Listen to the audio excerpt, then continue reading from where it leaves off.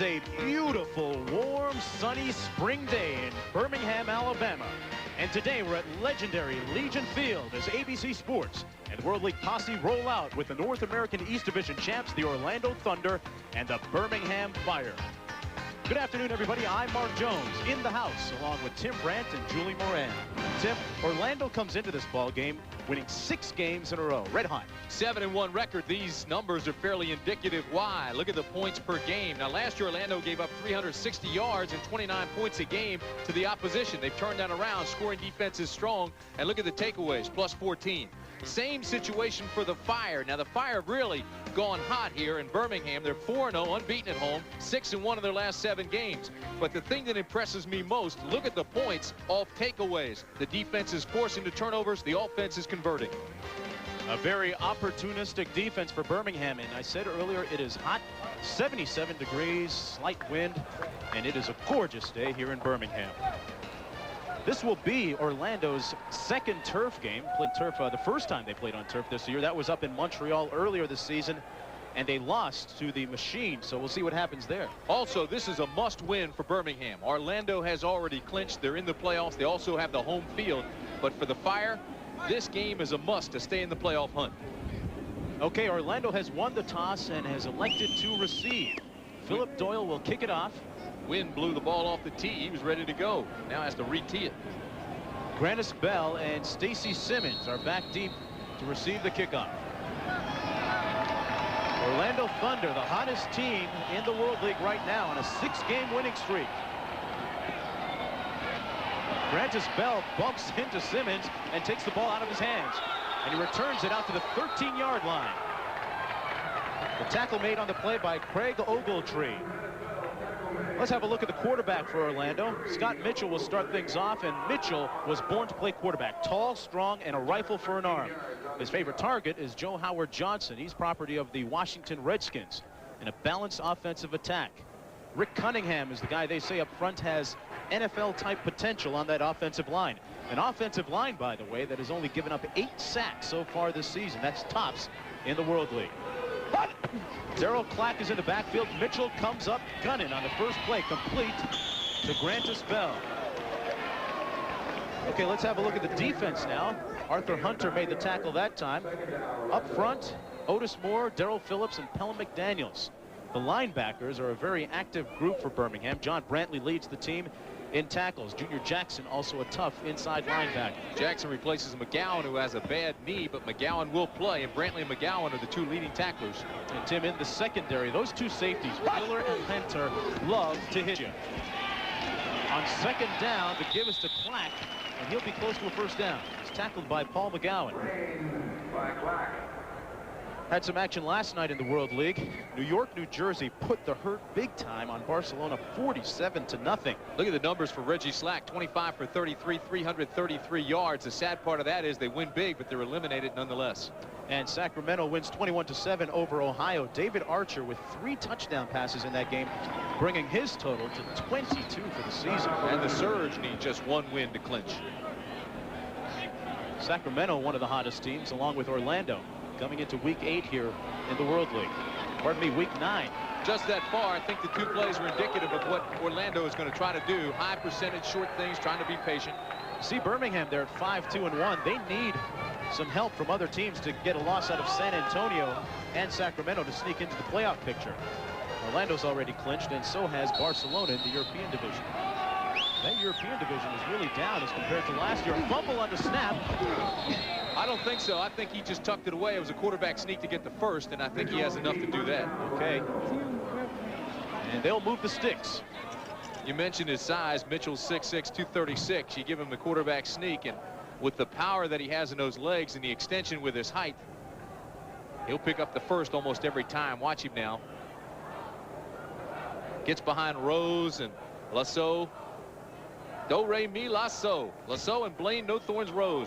Pushed out and got him the first. Mitchell hit the right note on that one. Roger Vick now is in the backfield. Little play action from Mitchell. Throws it underneath, complete out to the 30-yard line to the tight end, Michael Titley. Flag down, and keep in mind in this league, we've talked about it all year. It's just a 10-week season, but still, we've talked about it a great deal, that there is no bump, no contact rule on the receivers. And there was contact here, so they threw a flag. And it's against the defense. Can't bump and run with him. Tom White is our official today. We talked a few moments ago about the playoff picture.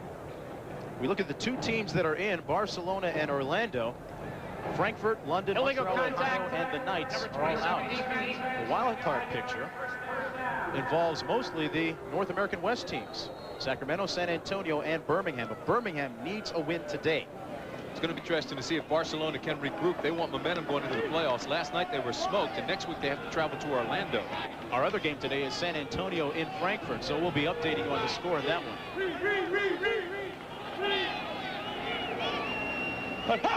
Ball's on the 28-yard line for Scott Mitchell. He looks over the middle, had a man open, and overthrew his intended receiver, Joe Howard Johnson. Tim, Orlando really likes to spread that field. They do. There's a look at Galen Hall. Takes over for Don Matthews, who coached this team last year. Galen Hall can coach. He proved that when he was a head coach at the University of Florida. He's done it again this year in his first head coaching year. And Orlando's 7-1. There's Chan Gailey.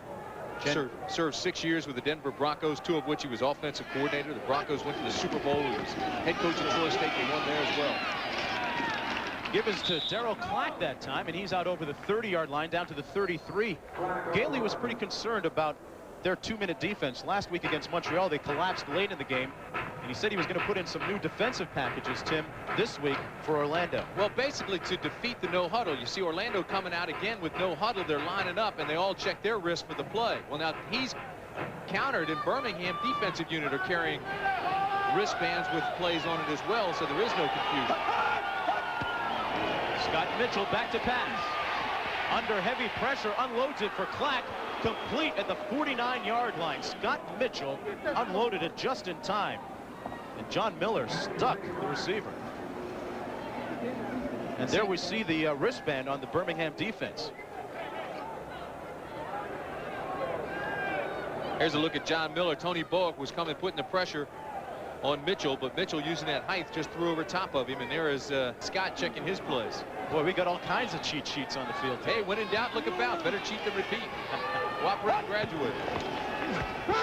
And here's a test for Mitchell. All kinds of time to pass it, and completes it down to the 32, wide open.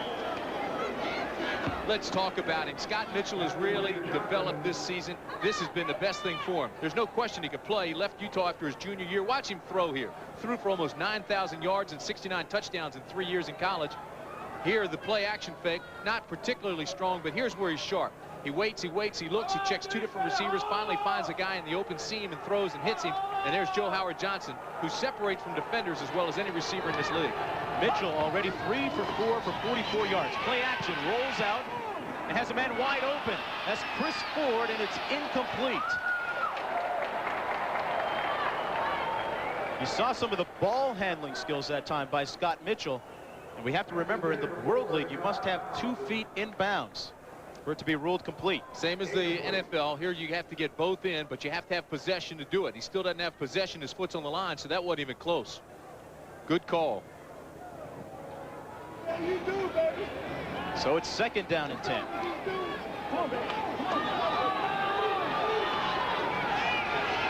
Black and Stowers are behind Mitchell.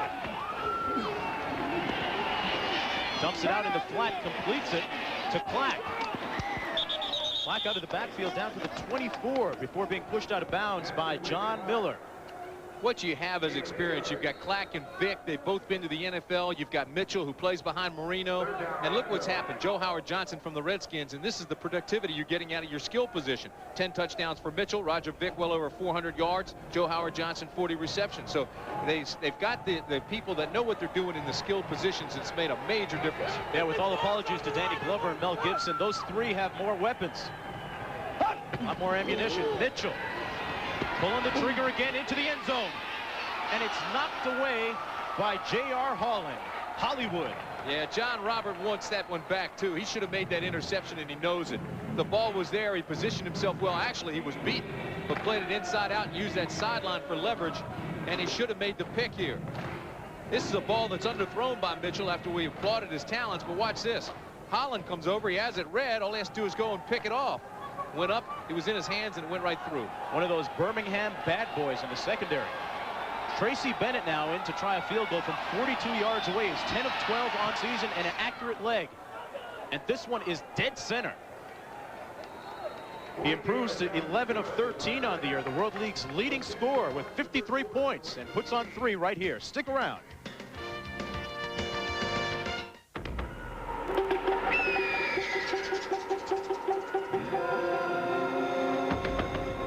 The actual size of a Jolly Rancher candy is 3/4. So on the opening drive, Orlando moves the ball downfield, and it ends with a 42-yard field goal from Tracy Bennett as they take a 3-0 lead early in the first quarter.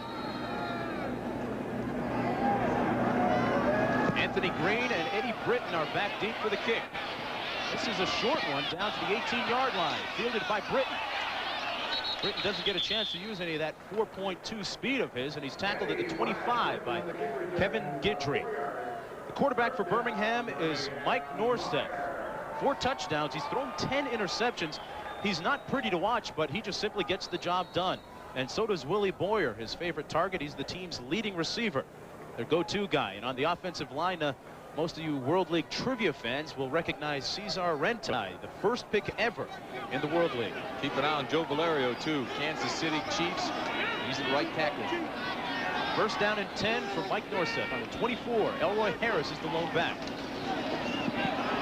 And Norstedt guns it on first down, complete for a gain of close to 9 yards to Willie Boyer. Let's look at this #1 scoring defense in the World League. Dunbar, Cilio, Wyatt, and Presbury up front. The linebackers are led by Rick Andrews. He calls out the signals, and Wayne Dixon is also very active. The corners, Malcolm Frank and Glenn Rogers, are 2 of the best in the World League. They play a very basic defense, more aggressive now, though, the last couple of weeks. Birmingham watched the tape, and they're expecting a lot of blitz packages today. Second down and 2. Handoff is to Elroy Harris, and he's got some room up the middle, bouncing it outside now. Harris out to the 48-yard line, a gain of 15 yards and a first down. Look at Elroy. He loves that. Elroy Toy Harris, there's a flag on the play, but had he not run up the back of Willie Boyer, he may have gone all the way. They fake a reverse here, and that sucks the line. Watch this now. The handoff, there's the fake of the reverse. Everybody looks at that. He cuts it up, gets a good hole once he's into the secondary. Watch him run up Willie's back. Here's 80 throwing a block for him, runs up, trips over his leg. Otherwise, that was the last line of resistance, Malcolm Frank. But they're going to march this one back. It's a motion call against the offense, against Birmingham.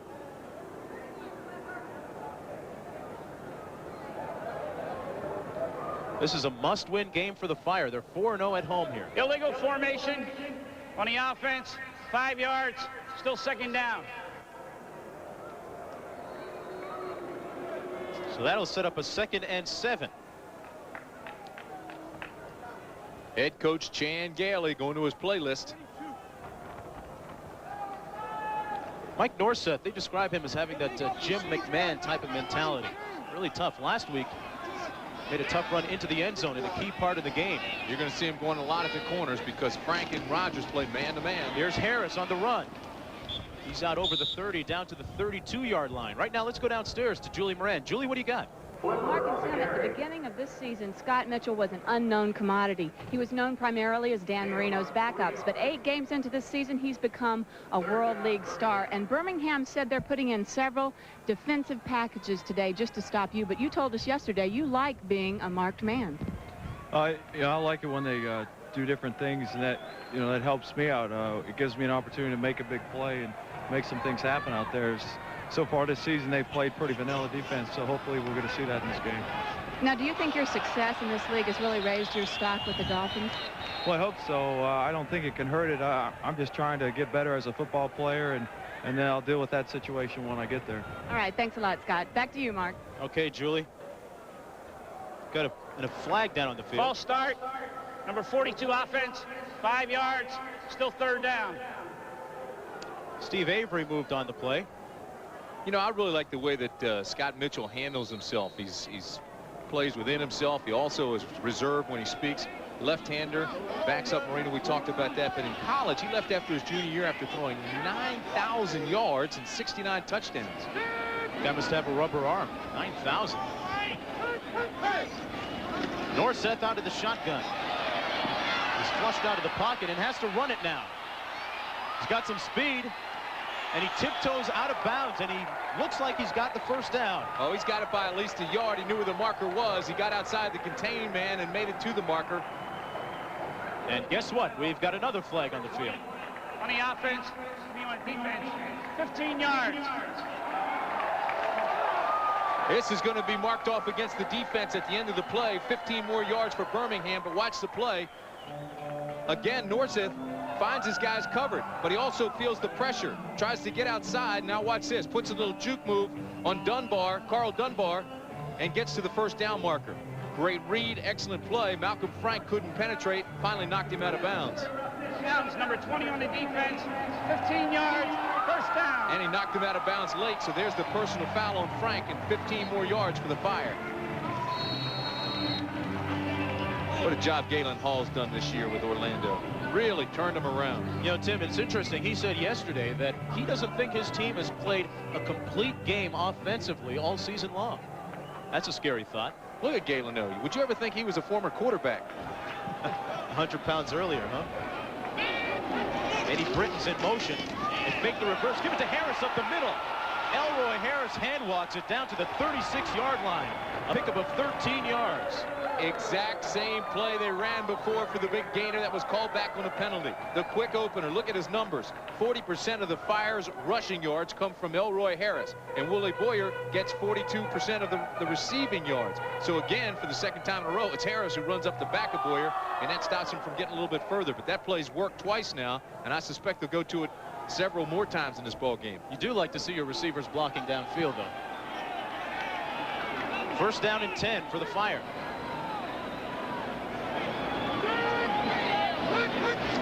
Norseth with the toss to Harris.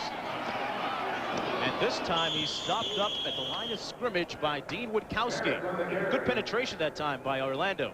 Yeah, good fill by Witkowski, too. But watch the offensive line fire out. Everybody cheats right. Zone blocking, cut off, push that way. Here comes Harris, cuts back inside. Look at him. He goes right up behind Danny Cilio, who overran the play, was pushed out of the play, and Witkowski has to come over and make the tackle. You know, it's interesting. They said Harris claims some people said he had an attitude problem after he was traded and released, actually, from Montreal last year. Well, that's what Montreal said they released him for. He was their leading rusher at the time. Although he had his biggest game against Birmingham, so they aren't stupid. They signed him right away. Norseth out of the shotgun, going downfield. It's up for grabs, and it's incomplete, intended for Willie Boyer, and there's no flag. Malcolm Frank was stride for stride with him. Tim, what do you think? Crowd doesn't like that. This is what the back judge sees. Ball is up. The defender still has not located the ball. Never did look back. He's all over him. There's no question that's pass interference and no call. Made the contact way before Frank had no idea where the ball was. He got away with one there. We talked about a lot of pressure being put on those corners because they like to blitz a lot. He just mugged him. I don't know how there wasn't a flag thrown there unless they said the ball wasn't catchable, which is absurd. Willie Boyer couldn't get to it. And as a result, it's 3rd and 10. Norseth fires complete down to the 28-yard line. The tight end, Kirk Kirkpatrick, who just joined this team last week, made the catch. In our other game today, San Antonio has gone up with a field goal over Frankfurt, 3-0. San Antonio needs to win today. Mark, this will bring up 4th down and a little less than 2 yards. Down in the red zone, you got to figure they're going for it. Hey, you're 5-2-1. You got 2 teams ahead of you in your division. You've got to. Watch the push up front behind Renty. Backs Anderson, Schoenwolf, and Valerio. That's Elroy Harris in the backfield. He's awfully deep. A little movement up front. No flags. Here's Harris. I'm not so sure he didn't get it, but there is a flag down. I don't think he got it. I think Wayne Dixon may have anticipated this count, come across too early. The linebacker.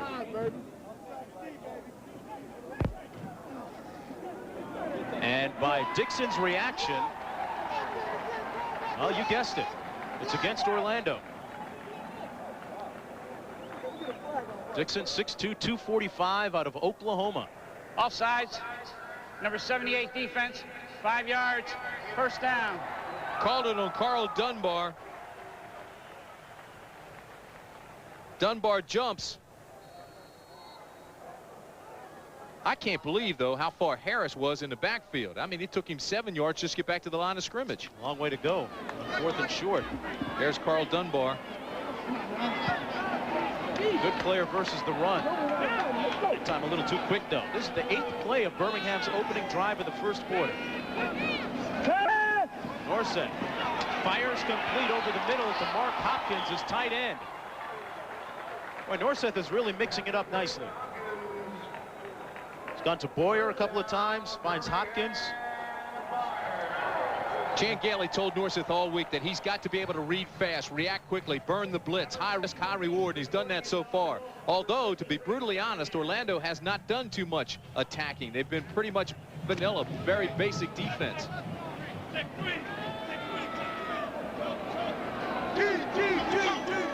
First down and 10. Harris in the backfield, a little counter. They come the other way, and Harris bowls his way down to the 7-yard line, and Malcolm Frank was there to make the tackle. Mark, if I was playing defense right now against Birmingham, there's something that I would take a real hard look at. It seems that every time Harris is going to run the ball, he sets very deep in the backfield. If he's going to be involved in a pass route or just blocking, he cheats up a lot closer. So keep an eye on that. Elroy Harris, if you ever see him get a touchdown, he puts on a real show afterwards. He's got one of the best flips in the business. 12 plays, 72 yards, using 5:10 on the clock. See, I'd say Harris is running the ball this time. Let's see if you're right. Bingo. Harris up the gut.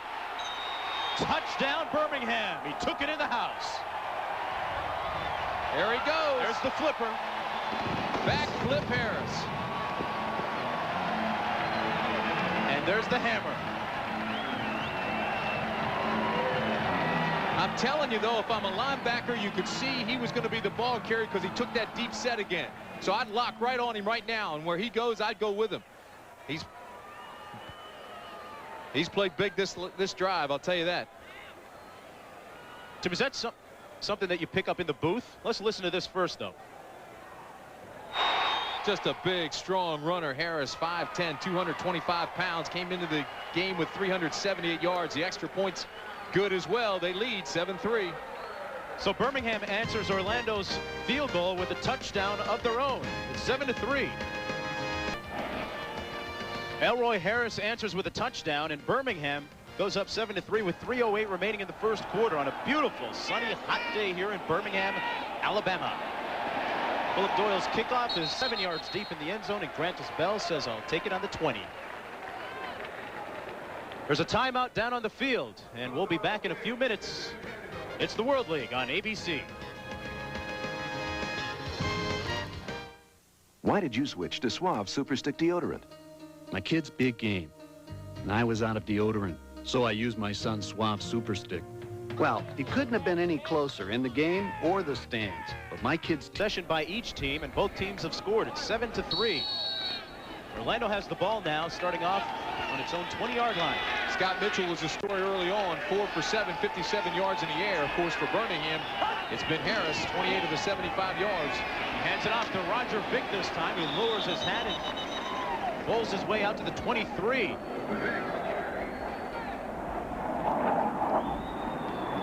Well, next Sunday, ABC Sports is proud to present live flag-to-flag coverage, the greatest spectacle in racing. Pole sitter Roberto Guerrero leads IndyCar racing's fastest field ever in the 76 Indy 500. Join us next Saturday live at 11 a.m. Eastern and 8 a.m. Pacific here on ABC Sports. They just keep going faster and faster in the Brickyard. Movement, and it looks like it might be against the offensive line. I think it was Doug Aronson right there, 65. They call him the Iron Man. He played for them last year as well, but he jumped a little bit. 6'3", 290 pounds out of San Diego State. False start. Number 65 offense. Still second down. As potent an offense as Orlando has, they've been outscored 28-19 by their opponents in the first quarter. I consider them a bit of a slow starting team. Second down and 12. Two receivers out to the top of your screen. Mitchell dumps it to Vick out of the backfield. Gets away from one tackler. Is pushed out of bounds at the 24 by Junior Jackson. See, John Robert Holland cannot miss those tackles. He came up, he read it, reacted quickly. He closed on the ball and then missed the tackle. He's got to break down and come under control, or he's going to fly by him every time. Earlier, JR could have had an interception in the end zone. It didn't turn around in time. One of those Birmingham bad boys. Like that Los Angeles Raider attitude they play with. 3rd and 5. Scott Mitchell in charge to pass and down under pressure at the 13-yard line by Maurice Oliver, the team's leading sack man and a great pass rusher. You're right, he's the sack attacker. That's his 6th of the year, and he just overwhelmed Jerry Crafts. Watch 59 coming left side. Stop it right there. These are the guys you want to watch. Now just watch him take Crafts and run by him right into the quarterback Mitchell and get the sack, his 6th of the year. And the punt is almost blocked. Ray Queerswell got it away though, and it bounces now. Takes a nice one back to the 45. James Henry gets up and runs with it. Henry trying to reverse his field now. And he's tackled back at the 42. A 43-yard punt and -3 on the return. Now we've got a player down at midfield. It's an Orlando player. Looks like it's Rick Andrews, the linebacker, and that's the one guy they can't afford to have on the sidelines. Andrews is the guy that calls out the defensive signals from his linebacking spot. 6'2", 234 pounds out of Washington. Is that 91?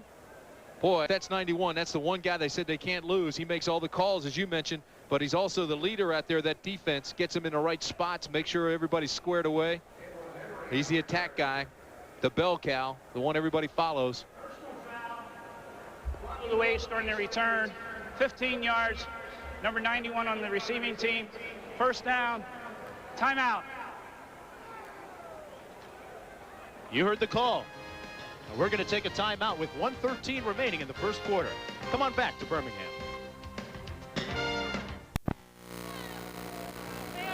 Well, Birmingham has the ball on its own 27-yard line. The last time Mike Norseth had possession of the football, he marched it 75 yards, and Elroy Harris took it in the house. Their 7-3 lead. Norseth back to pass. Wide open to Willie Boyer at the 32. Boyer tries to make something happen. And his forward progress will be marked at the 32-yard line. He's tackled by Malcolm Frank. Boyer's our leading receiver. He came into this game with 42 receptions, 6'3", 196 pounds. But the most impressive thing about him, the coaches say he's just a fearless receiver. He doesn't worry about getting hit. He'll take it across the middle, much like Gary Clark of the Washington Redskins. Take it in the middle, and he'll take his punch, but he'll make the catch. Yeah, he took a big punch last year, Tim, in Frankfurt. One of the scarier moments in the World League. Suffered a neck injury, but he turned out to be okay. He's playing with a hamstring injury today, though. Matter of fact, their receiving core, they lost Eugene Rao to a hamstring. Boyer's got a slight ham pull. He's playing. Rao's out. And as a result, they had to pick up Anthony Green from Sacramento. He was cut by Sacramento. That's right. Right now, they're working on Willie Wyatt down on the field. This is a homecoming for Willie Wyatt. Played his college ball at Alabama. You know, he was hurt early in the year, too, and because of his importance in that 4-3 scheme, they actually changed, because without him, they went to a 3-4. They didn't have enough guys up front. They put Cilio in the middle at nose. And now we've heard that Rick Andrews is back in the ball game. He's right in the middle of your picture, so that's good news for the Thunder. Again, let us tell you, it's a 36-man roster. So when you have like 16 guys playing defense, you can't afford to get anybody hurt. Yeah, and from a player standpoint, you got to get your snaps and your reps in, because you got to get your bonus money. Snaps and reps, what kind of talk is that? Is that football lingo? Jargon. The ball is at the 32. Jim Bell is the lone back for Birmingham. 2nd and 5. Bell with the handoff. And Bell has the first down and then some. Out to the 47. Jim Bell busting a move. A pickup of 15 yards. Offensive line playing extremely well, opening up holes for Harris and Bell. Here comes Bell now. He's the back that they got from Barcelona.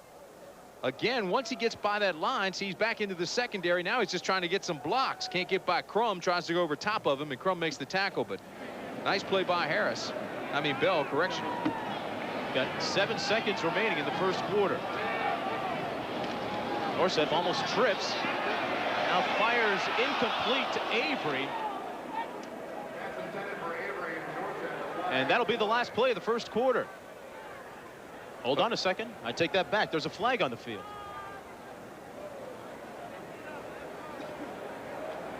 Seen 6 penalties already.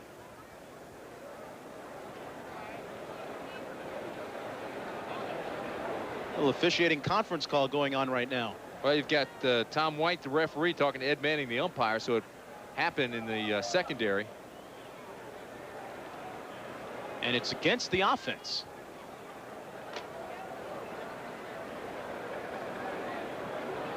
You know, the pressure of 3 weeks in which the Fires had to win to stay alive in the playoffs, I think has kept this team focused, but certainly stressed as well. And they were perfect 4-0 at home, though. Unsportsmanlike conduct, shot block, number 75 offense, 15 yards, still first down. You know, there's a fine line, though, between getting too tight and not getting prepared for a game.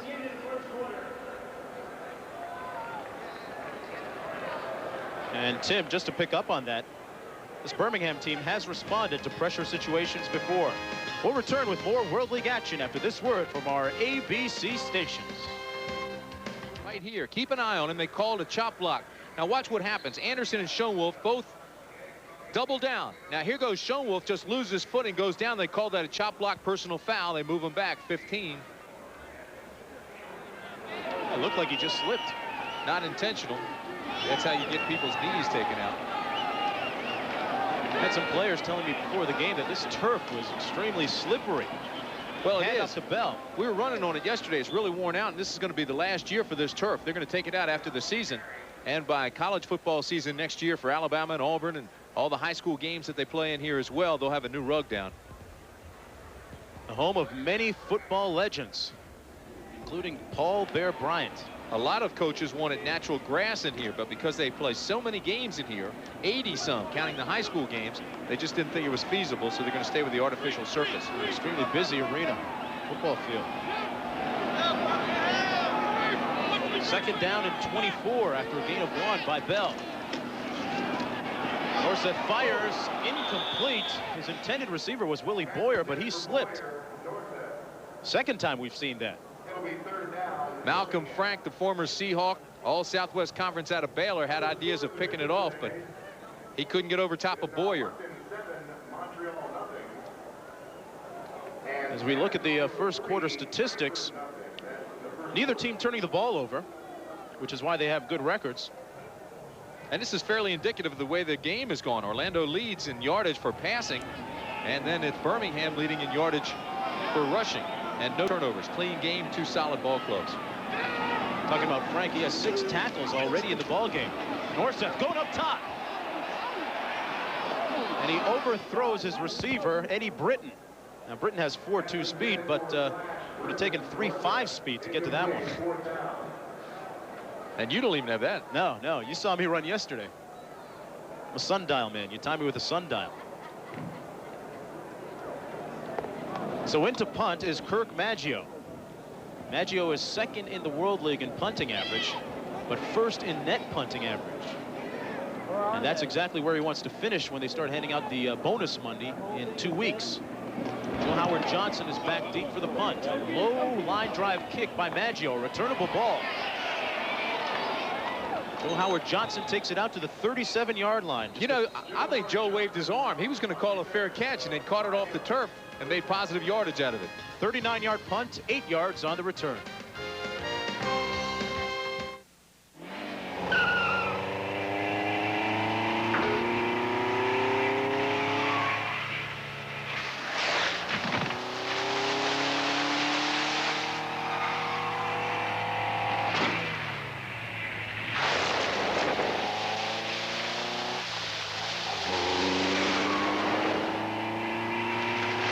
Anything you can handle, we can handle. Yokohama High Performance Tires.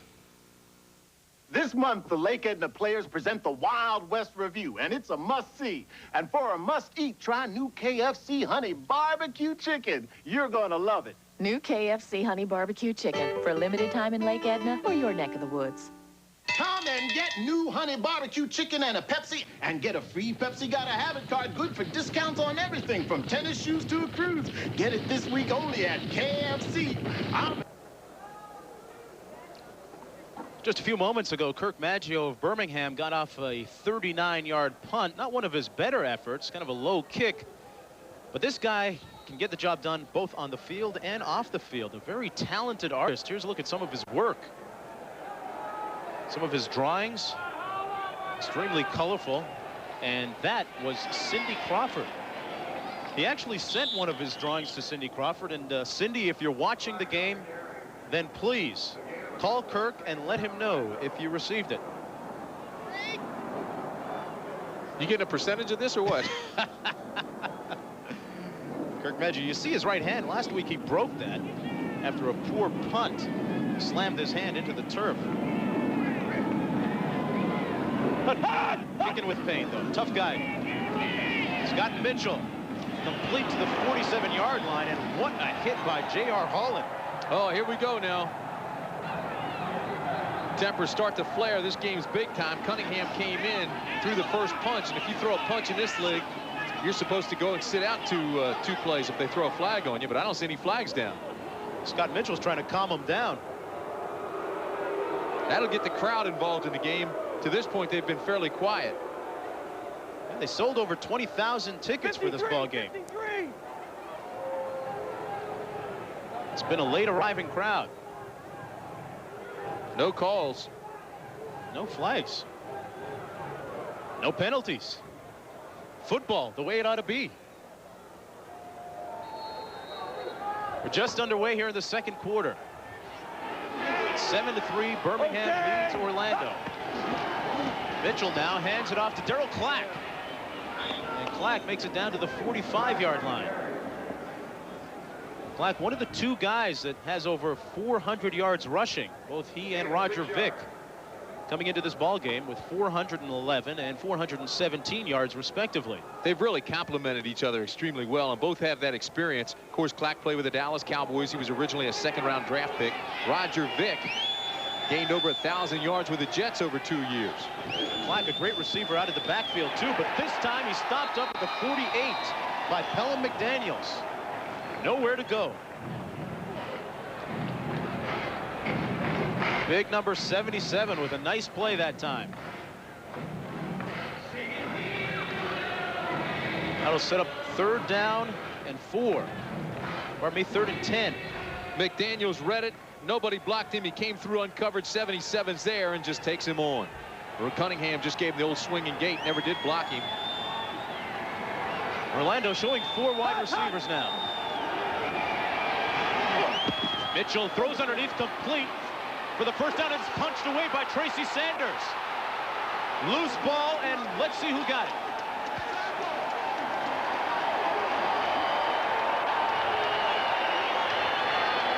First down, going the other way to Birmingham. Arthur Hunter made the recovery. The headhunter. Take that with you, he says. And Scott Mitchell is red hot after a nice completion. We'll return with more World League action after this word from our ABC stations. Full House and Family Matters together again on a special Monday. Michelle's going to move in with Stephanie. And DJ, you're going to get your own room. We're going to be roommates. Read my lips. Full House, Dan. Hey, Laura, baby. Someone's moving in on Urkel. Hey, Laura, baby. Family Matters after Full House together again on a special Monday. Let's take a look behind the scenes. Tuesday, in her first network special. I thought you were singing to me. Action! Oprah takes it to prime time and goes backstage with Dustin Hoffman. I was really so sexually obsessed. Wow. Settle down! Now can I talk about Goldie? Meryl Streep and Goldie Hawn. darn you! And soulful songwriter Michael Bolton. What about this hair? Oprah Winfrey behind the scenes. Tuesday. Wednesday, pay tribute to America's funniest comedians. But I think it was...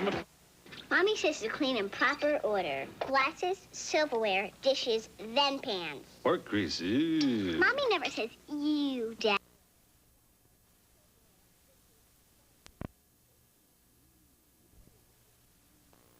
Out over the 40-yard line. Tackled by Ephraim Thomas. Harris, a very shifty back. Really short, but low built. Built low to the ground. Came into the ball game with 378 yards on 106 carries, the team's leading rusher. Sets up 2nd down and 1. And they give it to Harris again. He's got the 1st down out to the 44-yard line. Elroy Harris getting a lot of work this afternoon. Let's show the world we can play with the big boys. When I say Birmingham, you say fire. Chan Gailey spent a lot of time getting his team prepared for this ball game. He's concerned about their 2-minute defense and their red zone offense. Last week they failed to convert inside the 20.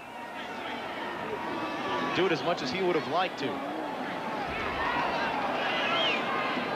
1st and 10. Harris again. Slips up and falls down at the 44. Tackled that time by Dan Cilio, 6'2", 298 out of Miami. Interesting play. Birmingham puts 9 guys across the front. Only Norseth and Harris in the backfield. And they try to zone block, push block that side and just try to gain a couple of positive yards. Instead, they lose one. They've gone with that formation a lot this afternoon. They're getting results from it. 66 yards rushing so far. Now they come with 2 wideouts. Norseth looks left. Comes over the middle now, and it's picked off. Intercepted by Todd Crum, the safety. And he's tackled at the 47-yard line, so with the game's first turnover. Crum returned at 15 yards after making that interception. Tried to hit his tight end, Kirkpatrick, over the middle. Kirkpatrick thought he was open too, but watch this. They're playing too deep. Norseth thinks that Kirkpatrick comes free, but never does see the strong safety Crum. Throws into coverage, thinks he's got the linebacker beaten, and here comes Crum. Makes the pick. Well read. Norseth never did see him coming. A lot of fun in the stands right now. A good crowd on hand here in Birmingham, Alabama. Scott Mitchell has the ball after that Mike Norseth interception. He hands it off to Roger Vick, who's at midfield. You know, it really looks like Mitchell struggles on the handoffs to get the ball there. He's almost lunging rather than stepping away and stepping into the guy and just putting it on his hip. You'd figured, Tim, after 9 weeks that they pretty much set it where they set up in the backfield. The backs in the I'm in the gun. I'm in the gun. He calls the shotgun. Rip, rip. Rip means the strength is to the right side. Mitchell downfield has a man open, and it's incomplete, intended for Stacy Simmons. Simmons made his cut. The ball was just a little bit out of his reach. Simmons played for Galen Hall while at Florida. 33. 33. 3-3. You can see the wristband on Scott Mitchell's right arm. 5-0. 5-0. That's where they're getting all the plays from.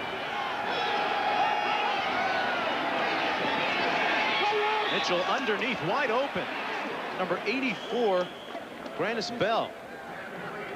That's a 1st down.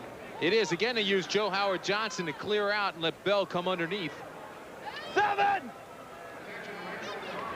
Let him roll. You'll see how Grandis Bell comes underneath Joe Howard. See, Joe takes him long, and then he comes underneath and picks up the positive yardage for the 1st down.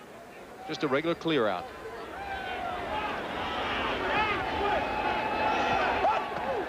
First down and 10. Play action. Mitchell, under heavy pressure, gets it off and did a good job of getting rid of that, not taking the sack. See some of his NFL savvy there. Under heavy pressure from Darrell Phillips and Junior Jackson. Right now for a story on the footwear. Julie Moran. Julie, what's up? Well, Michael Titley had a real problem this week. You see, he wears a size 16 shoe, and he ordered some new turf shoes for this field, and they didn't come in. So what did he do? He called Greg Kite, center for the Orlando Magic, and he said, Greg, you got to help me out. So he went down, got some size 16 Converse out of the locker, and he's got them on today. I think he wore the boxes instead of the shoes. Look at those babies. Hope he gets a cut of that shoe contract money. Hey, did you hear Mitchell before we went downstairs? He says, you guys give me some time, I can hit somebody. And now he's trying to hit someone deep, wide open in the end zone, and he overthrows Grannis Bell. And he had time that time and just overthrew him. That was a sure touchdown. I don't know how Scott missed that pass. Oh, boy. He was definitely upset with his offensive line. He went back in the huddle, and you could hear him say, you guys give me some time, I know I can hit somebody. They gave him the time, and he overthrew 47. him. No one to blame on that one but himself. 47. Now they go to the wristband where they have 50 plays listed. 7. And he called 47. 47. Mitchell leads the World League in passes attempted and completed. It's a pass play underneath. And now a whistle and a flag. Too Looks much like a time. count violation. Too much time. Hey, that's me. Hey.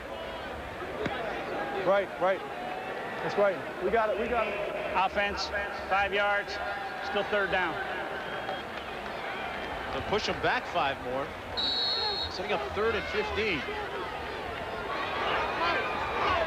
Heard Mitchell say that's me. Probably taking the blame for it. Wrong.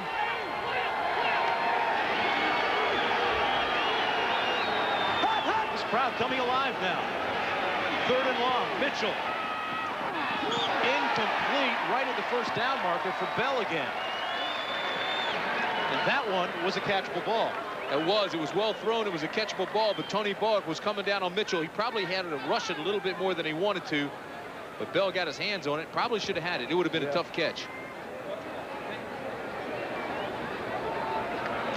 Other World League action today. London leading Montreal 10-0 in the second quarter, and San Antonio up by the same score over Frankfurt. Man, as Frankfurt struggled in a fumbled snap, the ball is still loose. Birmingham recovers, and they're going to take it in the house. Tracy Sanders, touchdown, fire, 22 yards.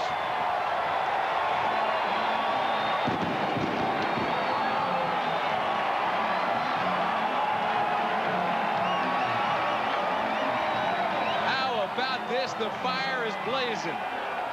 Tracy Sanders with another key play. This ball never got up. He rolls it back there practically. Now, once that ball's loose, and once it hits the ground, the low snap, even the kicker's live game. So they came in hard. The ball was just bouncing around, and there's 27. Sanders picks it up and takes it in. Touchdown, Birmingham. Did you see him corral that with one hand, though? Very nonchalantly. But you know what? Can he advance that ball? That's the question. No, I think he's right. Bring it back. They can't advance that ball. Is that not a fumble? There is no touchdown on the play. We have a backward pass that was grounded. The snap hit the ground first, therefore the ball is dead. At the spot of recovery for Birmingham, first down. Oh, you got me there. Chan Gailey's confused. He's trying to get some information. Look at him. He's talking to the side judge. He wants to know why the ball was grounded. One thing for sure, week to week, you must have your rule book handy in the World League. Oh, I've got it here, but I mean, you could look forever and see. Backward pass. Chan Gailey's not buying it. He's getting an interpretation right now. The snap came back and went off his hands, but then you couldn't. Y'all fly, all right? It comes back and hits the ground first. You can do what that ball is recovering. You can't do anything else other than. Who made the call, Tom? Who made the call? It's a good question, Chan. He was emphatic about it, Chan. That's the big thing. He called it, and he was emphatic about it. He said once that ball hit the ground before the kicker, then you can't advance it. You can recover it, and that's it. Take another look at this.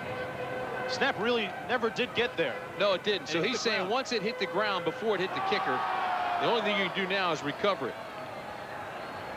And Criswell definitely had it hit the ground before it got to him. They've got the ball in the 21 now, 1st and 10.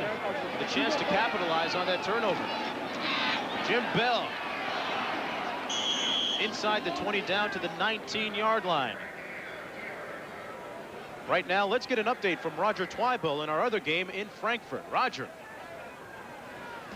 San Antonio leading 3-0, trying to make it 6-0. 39-yard attempt by Gallery. Bad snap. Well, Sullivan takes it. Now watch the left hand. I don't want to get hit. I throw it up in the air, and Ronnie Williams is there.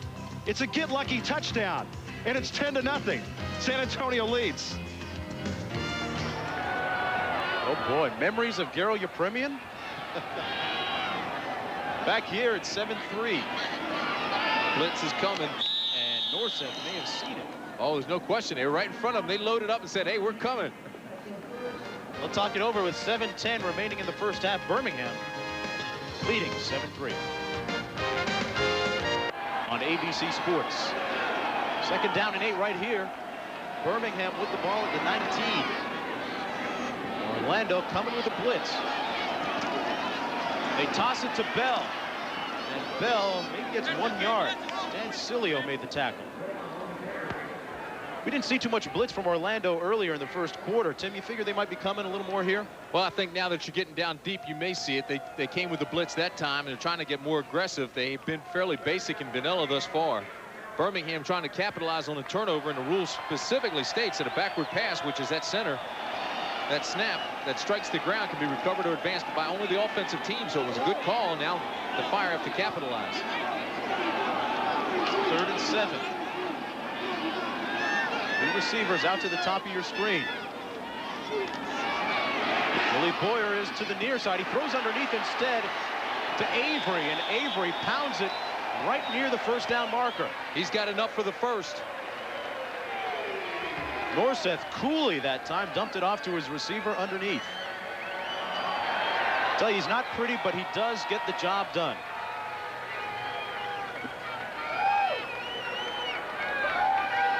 So that'll be a 1st down.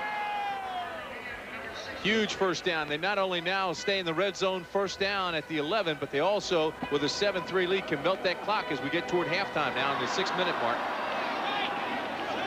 As you watch Mike Norseth, you begin to wonder, you begin to see why Sean Moore has been on the bench most of the season. All of the season, in fact. Here's Bell. Bell down to the 6-yard line. Some tough running up the middle. The thing that Norseth gives you is the fact that he doesn't make many mistakes. The guy is very sound. He's not flashy, as you mentioned, but he doesn't turn the ball over. He reads extremely well. He can see the blitz developing. He can give you that pre-snap read as well and put you in the right offense and make the play. Last week's Offensive Player of the Week in the World League. Mike Norseth out of Kansas. Bell is the lone back. They give it to him, and Bell lowers his helmet and makes it down to the 1. I think he got down to the 1-yard line. Kevin Guidry stuck him and pushed him back to the 2. They load and reload. Harris is 225. Then Bell comes in. He's 212. Last year, Bell was the leading rusher for Barcelona. Here he just pushes his way, maintains his ability to stay on his feet, pushes it right down to the goal line.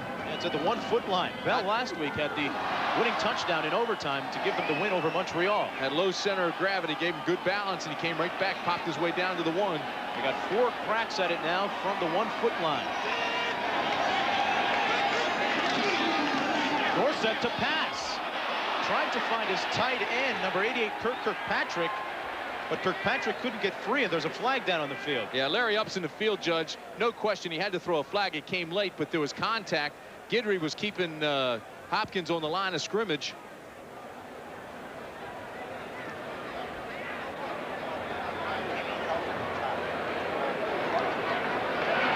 And it's against the defense. Can't have any contact, and there was definitely contact there.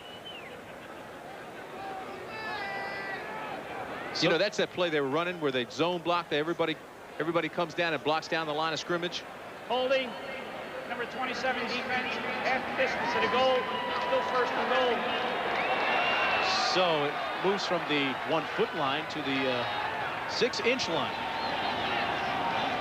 Here's the holding right here. Watch the explosion. Boom, right there. There's no question he's got his hands on him. There's no bump rule allowed, and they called it. Still first down. Bell is in the backfield. They hand it off to him, up and over top for the score. Touchdown, Birmingham.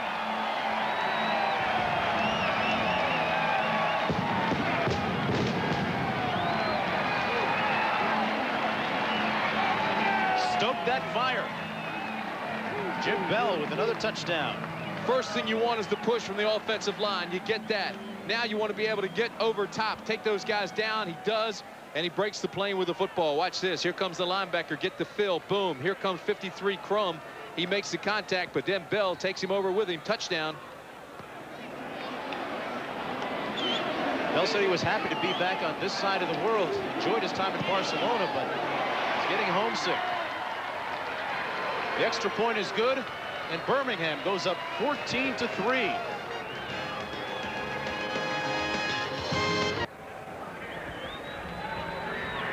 That's 14-3. Beautiful day here in Birmingham, and a lot of news in the area concerning one of the big stories, Frank Tim, is Wimp Sanderson, and he is expected to resign tomorrow. Well, he's already controversy. That's right. He already said he's resigning. It'll be official tomorrow. He will pack up and leave his office.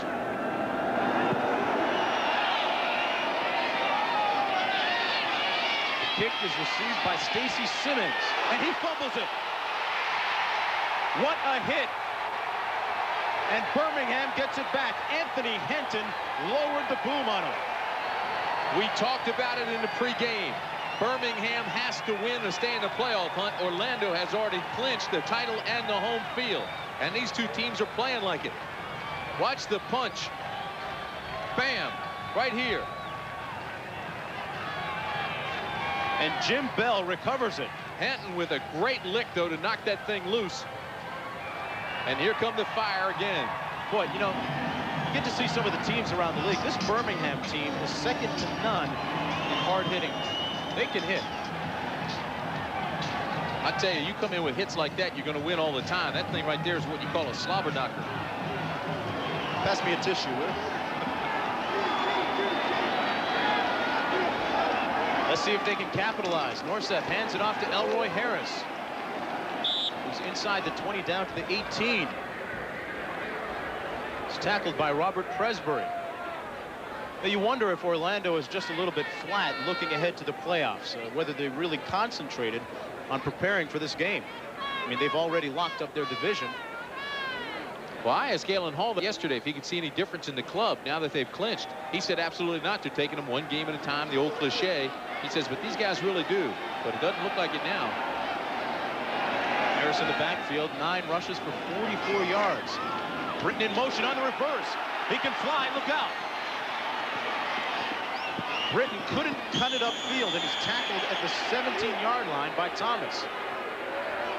Good play by Thomas. Kept under control, broke down, never lost his leverage to the outside. You know, they set up that play, and they faked it twice. Harris had big gainers off of it. Now they bring Britton around the outside. And as you mentioned, former track guy, Central State, Ohio. He's got that great speed. He just couldn't break the outside containment. Here's the play they've been running over and over again. Now they give it to Britton coming back to the right side. And watch 24. See him? He keeps that outside, plays it outside in, breaks down, under control, and makes the tackle. Nicely done. Britton didn't get a chance to use his speed that time. 4.29. Says his father used to make him push cars and run hills. That's how he got his speed. It's a timeout on the field, and it's called against Birmingham. I think Britton's confident. Says, hey, nobody can cover me. Flat out.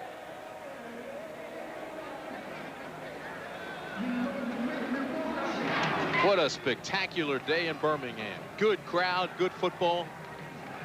You know, we've seen the good, the bad, and the ugly in this league. Today, two quality teams really playing well, and they're fairly indicative of how play has improved this year. Well, Birmingham has the ball now, and here's how they got it on that last kickoff return. Stacy Simmons was really hit right there, and Jim Bell pounced on it. Well, Bell's been everywhere. And this is what they had to say. That's the way to hit. That's the way to hit. That's the way to hit, boy. You hear me? That's the way to hit. You heard them. Slobber knocker, huh? I like that.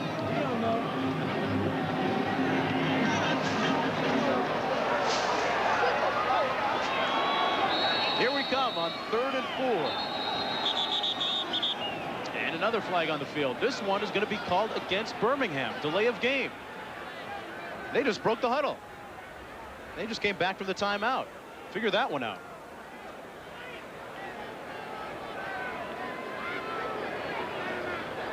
Whose fault is that?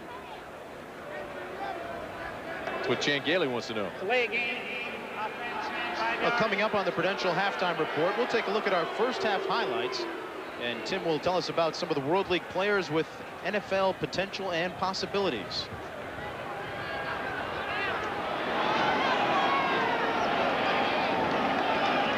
Five receivers now for Birmingham, and movement up front. They were coming with a blitz. North that throws the interception, too. And it's picked off in the end zone by Guidry. Yeah, bring it back to Orlando. Jumped, anticipated the count. They had a whole bevy of guys come across the line of scrimmage. Boy, there were about 5 guys over there. Well, that's a bevy. Plethora of defenders.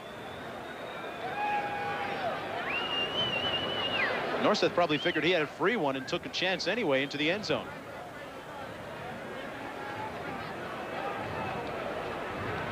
Boy, everybody jumped. Tom White, what do you have? All sides. Number 87 defense. 5 yards. Still 3rd down. You make the call. You heard it. So the ball is spotted at the 16 now. He did say number 87, didn't he? Mm-hmm. Well, they don't have an 87 on the roster.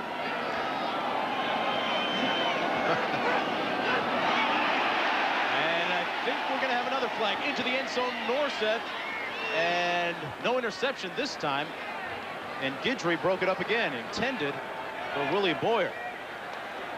Carl Dunbar, big old number 78, did a swan dive right on top of Mike Norseth. That'll hurt a little bit when you got 270-odd pounds coming on top of you.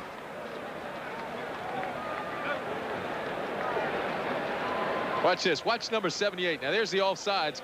Norseth to the left, you screen the quarterback. Here comes 78. Just goes right down on him. All right, this one's called a 91. That's Rick Andrews, the linebacker. Oh, they get the first down out of the 2 consecutive penalties. San Antonio's now gone up 13-0 in Frankfurt. And London getting things together against Montreal, in Montreal today.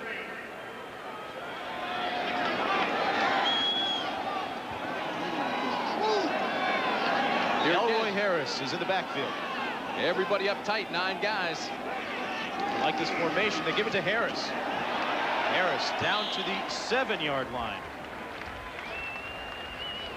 Last week, this Birmingham offense rolled up 406 yards. That's a team record, including 211 on the ground. Boy, Harris is a load, isn't he? Look at him, 5'10", 225 pounds. Baby's got back. Much. Yep, doesn't miss many meals. Strong runner. Yeah, they ought to make a song about it. They have. They just don't call it the Elroy. That's right. Sir Mix-a-Lot and the rest of the World League gang will be back in just a minute. Stick around. Yes, sunglasses and suntan lotion are the order of the day here in Birmingham. Gorgeous day, about 80 degrees.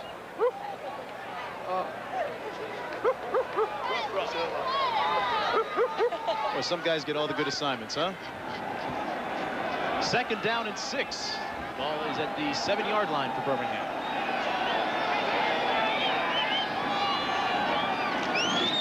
Norseth hands it off to Harris. Harris cuts back, and Flipper is going to flip out. He takes it in the house.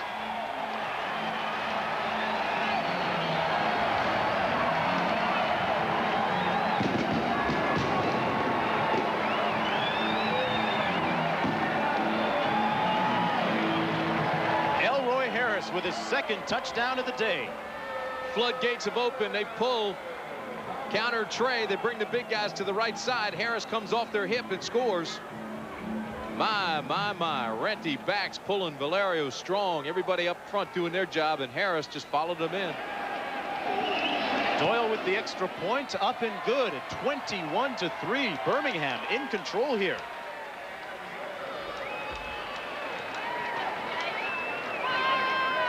Why do they call him Flipper? Have a look. Watch him go to work. Hey, Elroy, do your thing. Get away from me. Get away from me. He's got a 6-year-old son, can do the same thing.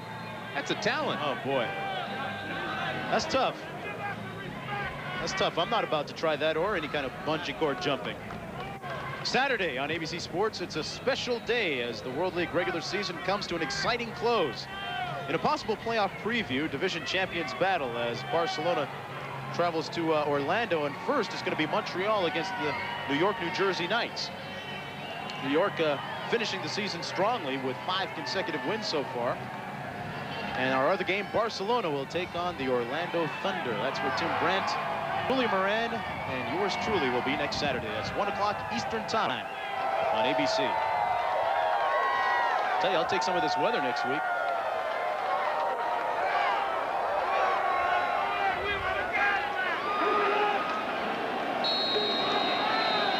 .53 remaining in the first half. It has been all Birmingham. Doyle deep into the end zone. Grantis Bell will settle for the touchback. How about this? All Birmingham dominating first half. There's a feeling on the part of some of the Birmingham players that Orlando's record is just a little bit inflated because of the competition in the North American East Division. Now, they feel very prepared playing against this kind of competition. Birmingham does. San Antonio and Sacramento.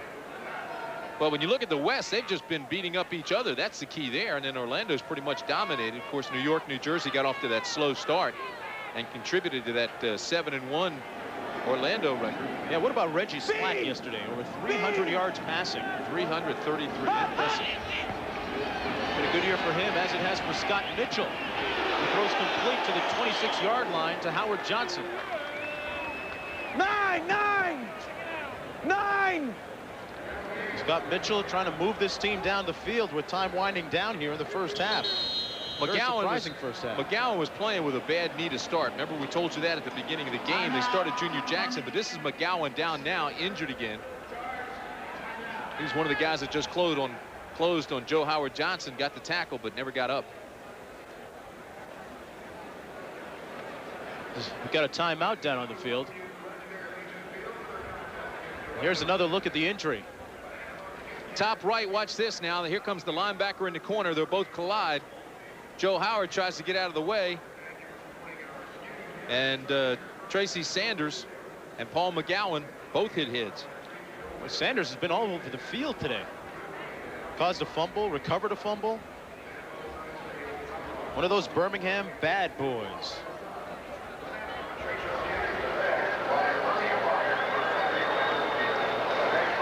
Orlando a little slow getting out of the gate here in the first half with only 106 yards on offense. They lead the World League in scoring offense.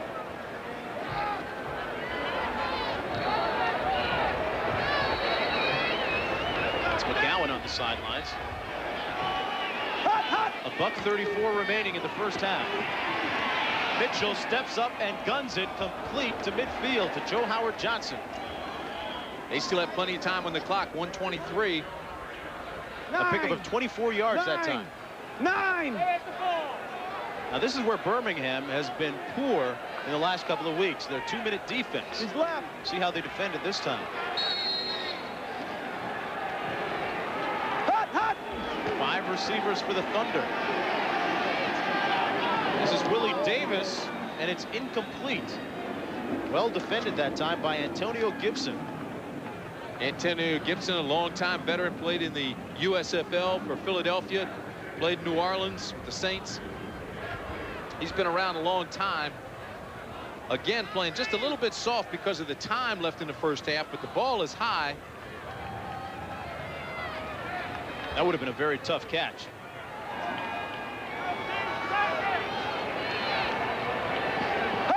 Bell in motion.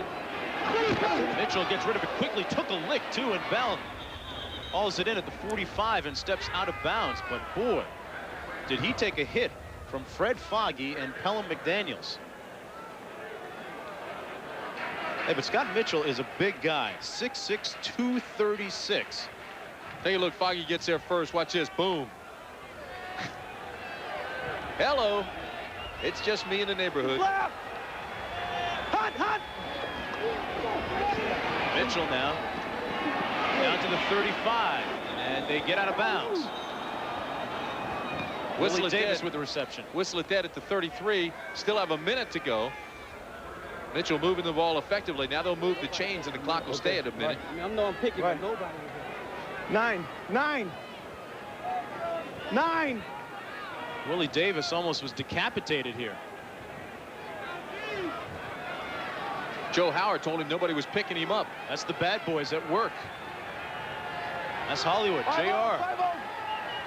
Right there. You got him left. You got him left. Hot, hot. Mitchell with a minute to go in the half.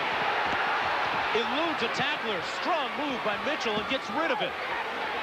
Completes it to Stacy Simmons, who tightropes his way down to the 20-yard line. But Scott Mitchell showed you some of his strength right there. James Henry came across, didn't wrap his arms, laid a good lick on him, but you've got to tie him up. You mentioned he's big. He's 240 pounds.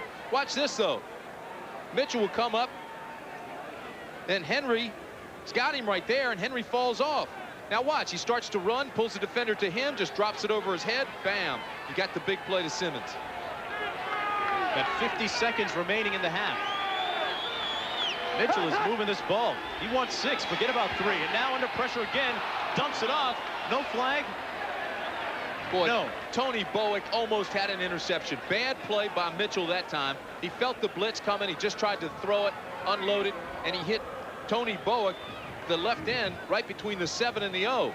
And Tim, that was the same guy coming into the neighborhood 29. again, James Henry. I missed you last time, 29. But not this time. See if Mitchell has his head on a swivel this time, looking for guys coming in the blitz. See if he tries to locate the blitz man and yell it out.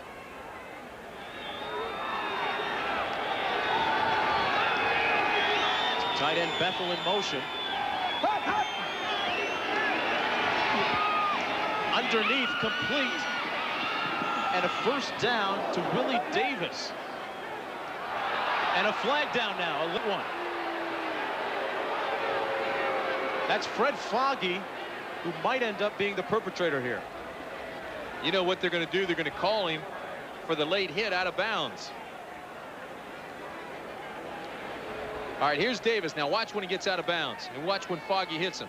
He's out 1, 2, 3 steps, and it gives him a little impetus. Not much, though. See if Fred comes off of him now. He's off bounds. All right, let him go, Fred. Oh, I don't know about that. I wouldn't have thrown a flag. He didn't really clock him. No.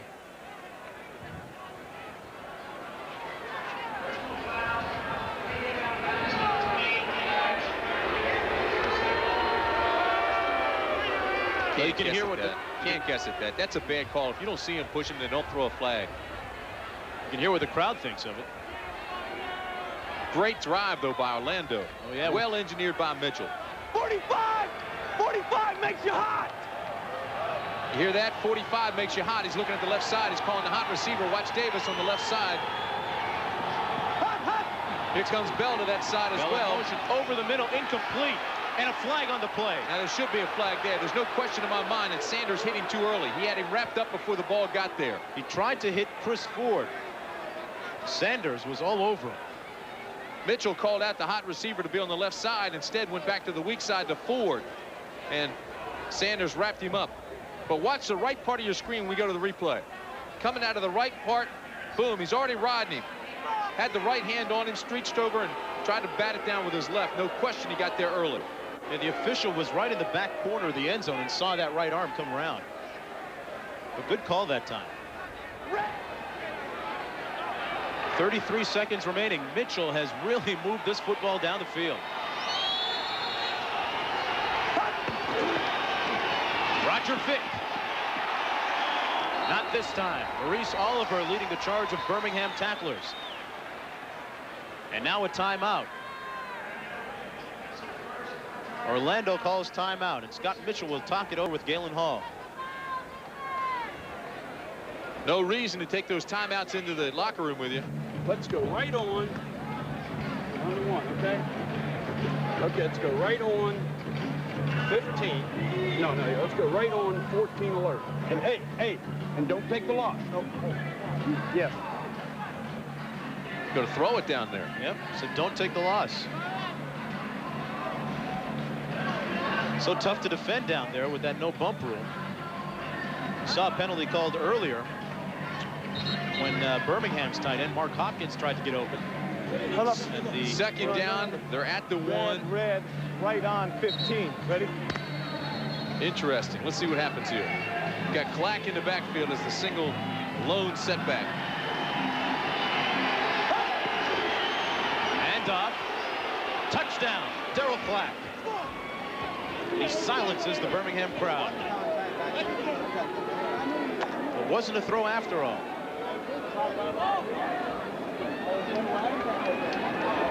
Darryl Clack coming into the game with over 400 yards rushing. Strikes here.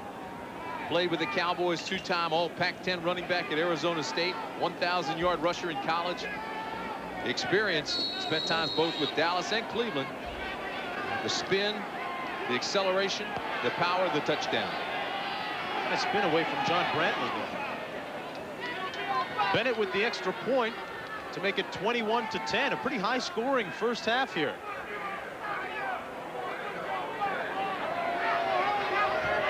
.22 seconds remaining in the first half. Birmingham a perfect 4-0 here at Legion Field. Trying to make it 5-0. Orlando 7-1. This time last year they were 5-4. Actually ended the season 5-5. But Tim, it's interesting. Scott Mitchell said yesterday when we were talking with him that he would much rather go to the World Bowl than put in 2-a-days when the Dolphins break camp, open camp rather, the first week of June. You know, you mentioned that high-scoring first half, and of course we saw New York, New Jersey score well into the 40s last night. That is because of a rule change that was just put in 2 weeks ago. They stopped the clock now after long passes that are incomplete, where before they kept it running. As a matter of fact, the World League was trying to speed up play, and that's why they kept that clock running. They figured that they were losing plays, and thus the lower production in points. And so what happens is, you know, now they stop the clock and you get more point production, more plays. Bennett to kick it off with 22 seconds remaining. This is Anthony Green. He's collared, reverses his field, and makes it up to the 19-yard line. Now there's a guy that last year saw a lot of playing time for Orlando, but this year has not played much at all, just 4 of 6 for 62 yards. But surprisingly, he's adjusted to that backup role. Earlier in the season, didn't take it too well, but in that New York, New Jersey game down in Orlando, Bell saw 2 New York quarterbacks go down and thought to himself, hey, well, I got to be ready if something happens to Scott Mitchell. Sure, I'm one play away from playing, from starting again. Orseth hands it off to Bell. Bell, who's had a busy first half, is out to the 25. Recovered a fumble, scored a touchdown. And that'll do it for the first half. And a very good first half for the Birmingham Fire, as they are still entertaining hopes of the playoffs. Right now, let's go down on the field to Julie. Julie? All right, Coach, it seems like you've been caught a little bit off guard by all this blitzing by Birmingham. What are you going to do to offset that? Well, we just have to read it. Scott has an open receiver. He just has to hit him. We have our hot reads, and we'll do better the next half. All right, thanks, Coach. All right. You can actually see him calling the hots out there. He's trying to pick them up. 21-10. We'll return with halftime activities after this message from the World League and a word from our ABC stations.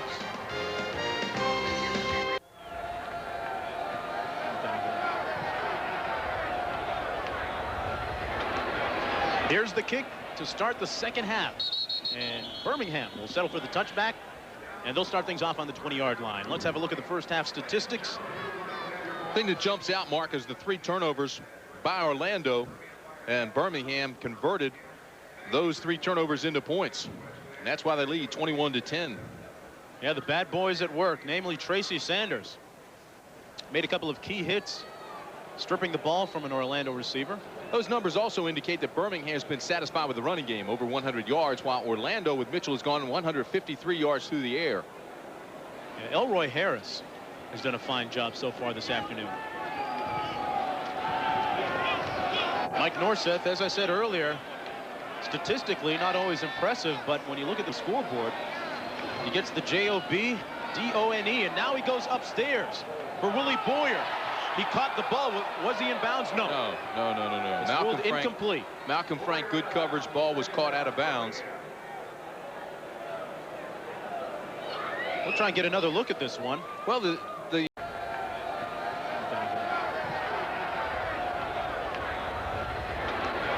Here's the kick to start the second half. And Birmingham will settle for the touchback, and they'll start things off on the 20-yard line. Let's have a look at the first half statistics. Thing that jumps out, Mark, is the 3 turnovers by Orlando, and Birmingham converted those 3 turnovers into points. And that's why they lead 21-10. Yeah, the bad boys at work, namely Tracy Sanders. Made a couple of key hits, stripping the ball from an Orlando receiver. Those numbers also indicate that Birmingham has been satisfied with the running game, over 100 yards, while Orlando with Mitchell has gone 153 yards through the air. Yeah, Elroy Harris has done a fine job so far this afternoon. Mike Norseth, as I said earlier, statistically not always impressive, but when you look at the scoreboard, he gets the J-O-B-D-O-N-E, and now he goes upstairs for Willie Boyer. He caught the ball. Was he in bounds? No. No. It's ruled incomplete. Malcolm Frank, good coverage. Ball was caught out of bounds. We'll try and get another look at this one. Well, the official has to make a determination whether he would have come down inside had there not been a defender there. There's one. There's the second. Was it on the line? Well, he was right there, made the call. That's Ron Spitler, the side judge. Willie Boyer out of Michigan State University. 6'3", a big guy, 196 pounds. And the reverse now. Now they give it to Harris up the middle. Good ball handling by Norseth on the fake. And Harris is out to the 33-yard line before being tackled by Ephraim Thomas. A pickup of 12 yards. Third time today we've seen him go to that play, and it's worked effectively with Harris. And then the fourth time, of course, they came and they gave it on the reverse. But if you watch the hole open up, everybody goes with the flow. They run themselves out. You see the linebacker there, Crum, gets caught. And then it's Thomas who has to come up and make the stop. That play has been extremely effective. Boy, that really opened up the middle for Harris. First down and 10. Handed off again to Elroy Harris. Harris hand-walking at the 37 and falls forward to the 40. Here's a guy that's 5'10", 225 pounds. He's got that low center of gravity that scouts talk about. He's got outstanding balance, good power, and he keeps up. Now watch the offensive line. They're firing out, closing down, and then Harris gets out on his own, though. Look at him. He just bowls ahead for 5. And hand-walk was good for 2 or 3. 75 yards this afternoon. A couple of touchdowns. How about that average? 2 flips. 2nd and 2. Norseth with the toss to Harris. This time Dixon is there, and Dixon hauls him down back at the 38. Nice play by Wayne Dixon. Orlando really has an outstanding defensive unit for this level of competition. Remember now, Orlando had the rights to Tracy Rocker, who was big in this part of the country. Outland, the Lombardi winner, 2-time All-American at Auburn. He had a bad knee, didn't play, but they still took the guys that they had, and they've been very effective. They allow only just 93 points. That's the best in the World League. But today, for some reason, they're overrunning plays. They're getting caught in blocks. They're not getting off the block quick enough. They're not wrapping their arms in tackles. And I'm wondering if it's not because they've already locked up the title. They came out and did look flat today. But in fairness to Charlie Bailey, the defensive coordinator, he's done a great job with them this year. Today being maybe the lone exception. The catch is by Kirkpatrick that time, and it looks like it's good for first down. So Mike Norseth nickel and diming his way down the field here. Last week's Offensive Player of the Week in the World League was 19 of 31 for 217 yards and also ran for 74 more. He can tuck it under and go.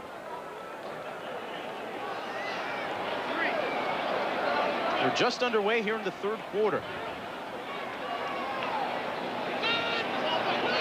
Here's Britton in motion.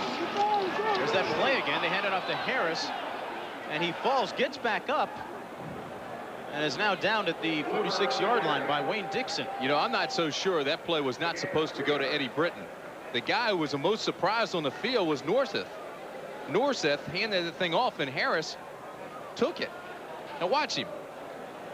He's trying to fake it to him. He gave him the hand, You're right. and Harris just took the ball. You're right. You Why know, not? The thing about Mike Norseth is the fact that, you know, he's been to the NFL, and he's done his time in the shadow of some good ones. He played behind Bernie Kosar, Gary Danielson, Boomer Esiason. So he's a strong-arm, experienced quarterback that came in and has really added some maturity to this offensive unit. And he's keeping Sean Moore on the bench. This time Harris gets it. And on this design play, he takes it out to the midfield at the 50, tackled by Maurice Crum and Ephraim Thomas. A gain of 3 more.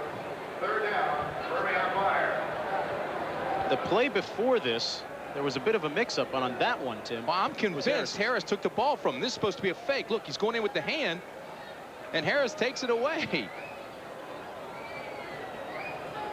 Now here comes Mike. I think he's trying to throw a block. That was a weak block. You call that a block? Harris now has 81 yards. That's a season high. Sets up 3rd and 3. Fire with 5 wideouts. A little movement and a flag. Yeah, that's Carl Dunbar. Look at a free one, and he's going up top to Britton, the speed man. And a flag downfield. That one looks like it'll be interference against Malcolm Frank. All right, it was Carl Dunbar that jumped off sides. They'll decline that. It was Malcolm Frank who was bumping and grinding all the way down the sideline. He's going to be called for interference, I believe. And that's the one they'll take. Here comes Dunbar off the left side. He comes across before the ball is snapped. Throw a flag right now. He's offsides. Now Norseth says, I'm going to take the play anyway. So he's got a free one. He throws it up. Now you'll see Frank. And Frank will come in, and he's just pushing him right out of bounds. Oh, he's not even looking back either. No, so he never located the ball, but even more importantly, he had the shoulder in Britton and just rode him out. Number 20, and that's the one they'll take. 15 yards in the previous spot and a first down. A penalty is accepted. 15 yards and a first down for Birmingham. Pass interference on Malcolm Frank. Eddie Britton really hasn't been freed up too much this afternoon. He would have gotten the carry on that last play, but Elroy Harris had other ideas. Long day so far for Galen Hall. Number 63.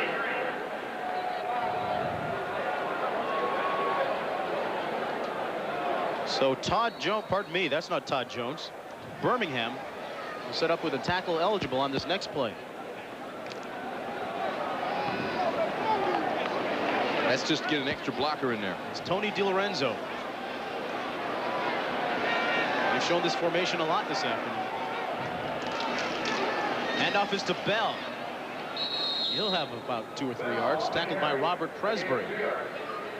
Next week, Birmingham will be in Ohio to take on the Glory. It'll be a very important game for them if they can hang on and win here. You know, Mark, it was interesting earlier in the year when we saw Chan Gailey. He said he wasn't happy with the running game, that they had to improve their running game. He said they weren't a smash-mouth football team and they weren't a finesse team, somewhere in between.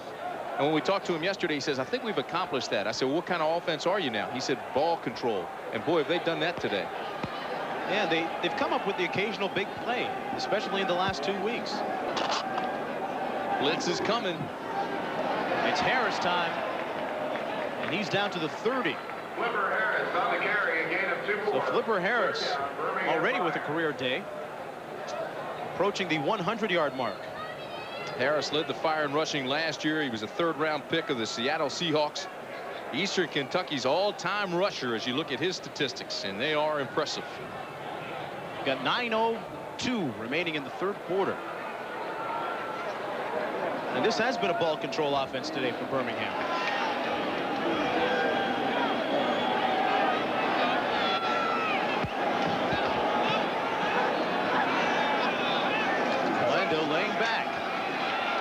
Norsa steps up, eludes one tackler, bumps into his own man, and is hit hard. Back at the 33 by Carl Dunbar. We'll give Carl Bax that tackle, though. He's a left guard for North, but he's the one that made the tackle. He's one of the 5 enhancement players that Birmingham has offensively. He's from the Cleveland Browns. Watch this.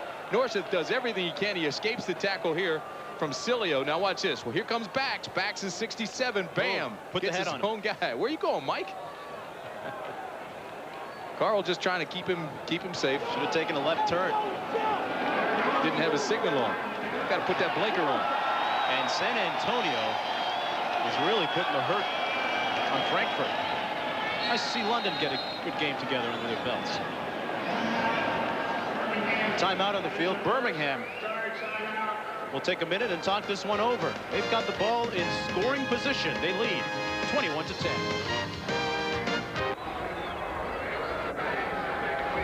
Yeah, throw on some suntan lotion and come on down to Birmingham, Alabama. Fantastic day, and they got the dog pound working. Yeah, the dog days of May.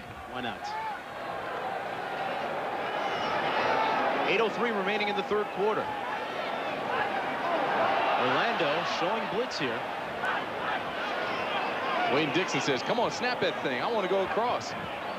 That's it. Delay a game. 4th down, and they'll just take this penalty. And Kirk Maggio will come in to punt it away. Now, that's a very smart play. Very smart play. Tried to draw him off sides. Wayne Dixon almost did, too. So Maggio into punt. The World's League's second leading punter. You know what?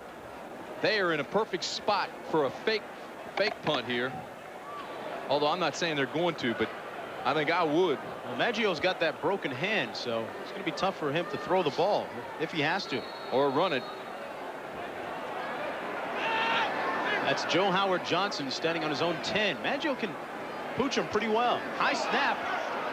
He finally gets the handle. This one might be a little long. And it's into the end zone. So Orlando will start on its own 20 when we come back to the action with 7:50 remaining in the third quarter. And now we have someone running. We have a return. Was it downed? We've seen this happen before. We saw it happen in New York, where Davis Smith ran one back for a touchdown. Was the whistle blown? That is the question. Was there possession? Do you believe this? Was the ball down? Did it go through the end zone? Was the whistle blown? And did Joe Howard Johnson pick it up before the whistle? Chan Gailey doesn't know. Nobody seems to know. I'm not so sure the officials do yet. They're talking about it down on the 6-yard line. The ball was batted in the end zone. The ball went into the end zone, knocked back into the field of play by the kicking team. The ball is not dead at that point. The receiving team picked up the ball, ran it for a touchdown. Touchdown. Unbelievable. Do you believe it? Lightning strikes twice. My goodness. Joe Howard Johnson with the gift of the year. Now the referee, the officials had already brought a new ball onto the field at the 20, and they were setting it. Now watch this. All right, now the ball goes into the end zone. Bam, there's the touch. All right, now he throws it back out. Everybody says, all right, this play's over. Here comes Joe Howard Johnson, 80. He still hadn't heard anything. Pick it up, start the run. Now hold it. Stop it right there. Stop the play right there. Look at all this. You're going to tell me there weren't too many men on the field? Look at this. How many guys are there? You've got 50 guys out on the field. That's Sandlot. Huh? Are you kidding me? Now, how can there not be a flag on this play? How can they award a touchdown? Now, look at this. They're bringing out a new ball onto the field. See that ball being thrown out? They're already bringing a ball out to that official. That official's ready to set play at the 20. That's bizarre. That's wrong. It's out of control. It'll go in the books as a 90-yard punt return by Joe Howard Johnson, and that, I believe, is a World League record. The second time that it's been broken on this type of punt return. Boy, this one's got to go in the playbook. That's twice. We've got Julie Moran down on the field, and hopefully we'll have some more on that call when we come back. Well, the Boo Birds are out in full force right now after that 90-yard punt return by Joe Howard Johnson to make the score 21-17. Birmingham still with the lead, but Orlando chops into it by 7 points on an extremely, and I say extremely, controversial call and play. Well, that's exactly right, and it's this type of thing that takes credibility away from this league. I mean, you had at least 40 or 50 players on the field at the time that Joe Howard Johnson went into the end zone. Chan Gailey doesn't understand it. And this is a call that could potentially come back to hurt Birmingham in terms of their playoff chances. With only one game remaining after this one, that call looms large. Well, there has to be some consistency with the officiating crew as well. I mean, one official was taking the ball from the sidelines. He assumed the play was dead, or he mentally had already made it dead, and he was going to reset the play at the 20. And they're going to talk some more about something here. Well, that's exactly right. Now, Chan Gailey's probably bringing up the point that we did about too many men on the field, about an extra ball on the field. Incredible. Just in case you missed it, 2 weeks ago at the Meadowlands, Davis Smith returned a punt for a touchdown in similar fashion. It was against the London Monarchs, and Smith picked up the ball after what most people thought was the ball being downed. He took it up, ran 77 yards for the touchdown, and it counted.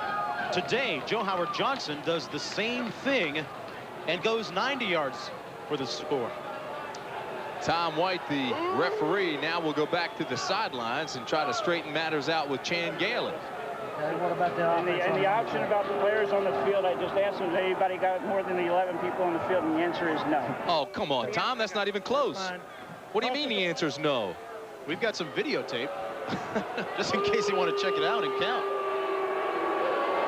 Yeah, well, we've already seen Chan.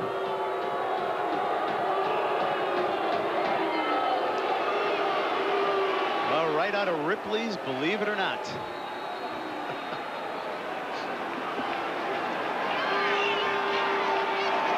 Well, they've got to put their hats back on and play as the kick goes 6 yards deep into the end zone from Tracy Bennett, and Eddie Britton takes the touchback.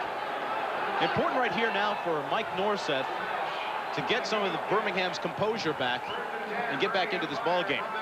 That one obviously stings, but they've got some business to take care of. Well, they do, but now the score is 21-17. It's a lot harder to maintain your composure when you have to win, and they have to win today to stay in the playoff hunt.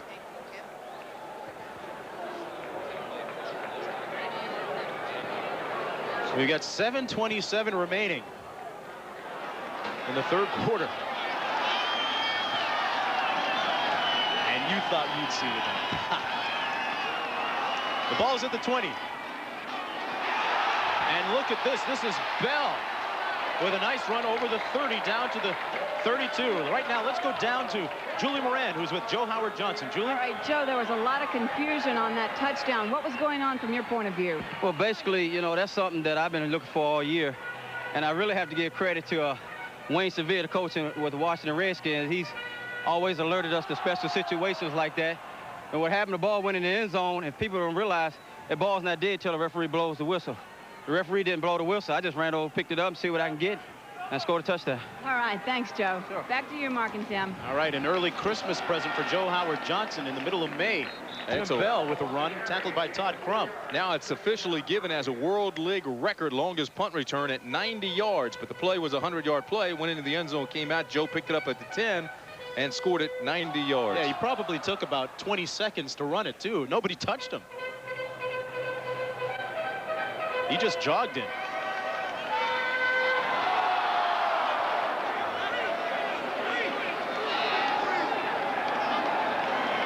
Second down and 6. The ball at the 36. Norseth with a toss to Bell. Bell with some nice running down to the 39-yard line. Thing about a play like that, too, Mark, is Birmingham has played so well all day. Very sound. They played within themselves. They haven't made many mistakes. They're bullying the ball. They're dominating physically. And now you're giving the game away on a play like that. Well, this is a team that all year, Tim, has responded well to controversy. And they've responded well to key and clutch situations. Well, they've had the pressure the last 3 weeks. They beat Barcelona 19-17. They had to have that game. They beat Montreal 23-16. Had to have that game, and they have to have this one. Norseth now working out of the shotgun. Orlando might be coming on this play, and they do. Norseth hits the hot receiver. That's his tight end, Kirkpatrick. Complete down to the 46-yard line and a first down. Nice read that time by Mike Norseth. You have to be really impressed with his composure. He's playing with a sore shoulder today, and he's reading the defenses. He's taking what they give him. He's reading quickly, just like Chan told him he had to do today. Had to read fast, react quickly, and burn the blitz, and he's done that. That was Kirkpatrick's third reception of the day for 21 yards total now. Approaching the 5-minute mark. Bell with the handoff. He's over midfield down into Orlando territory at the 47. Tackled by Dean Witkowski. Jim Bell now getting a lot of the carries as opposed to Elroy Harris. So Chan Gailey mixing up his running back attack. Boy, how'd you like to be knocked out of the playoffs because of a play like that, because of a non-call? See, Chan Gailey was exactly right. He says, what about too many men on the field? Tom White says there weren't too many men on the field. You got to be kidding me. Wrong. I mean, even in the CFL, you're allowed 24 guys on the field at once, but there had to be double that. We ought to go back to the replay and count them. A fumble now. Norseth gets the rock back. He's gang tackled at the 47, so a little miscue by Birmingham. Norseth on the keep, if you will, a gain of 1 yard. Been a well-played game by Birmingham. They've been consistent all afternoon, and now they must respond to this controversy. Here's that play. Look at this. 1, 2, 3, 4, 5, 6, 7, 8, 9, 10, 11, 12, 13, 14, 15, 16, 17, 18, 19, 20, 21, 22, 23, 24, 25, 26, 27, 28, 29, 30, 31, 32, 33, 34, 35, 36. You got about 30. You got almost 40 guys on the field. And 2 footballs. Well, when you have that many guys, you need more footballs. Never enough to go around, huh? Jim Bell running for the first down for Birmingham. And he'll come out of the game now. Harris comes back in. That looked like the Fat Albert League football right there. That could be the most bizarre play I've ever seen in football. Stick around a week. We got 1 week to go. Next week we'll be in Orlando covering the Barcelona-Orlando game.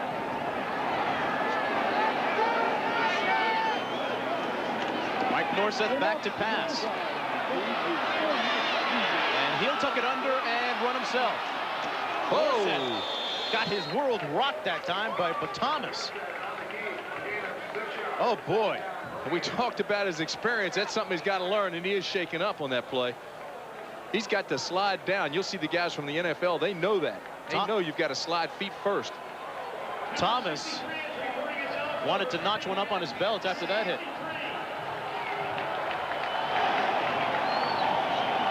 Sean Moore now checking into the ball game, seeing his first action. Quarterback out of Virginia, one of the enhancement allocation players from the Denver Broncos. Second-year pro. And he hasn't been happy this year with sitting on the bench, but he'll get a chance right here as he steps up to the line and has to call a timeout with 1:58 remaining in the third quarter. Don't you dare leave.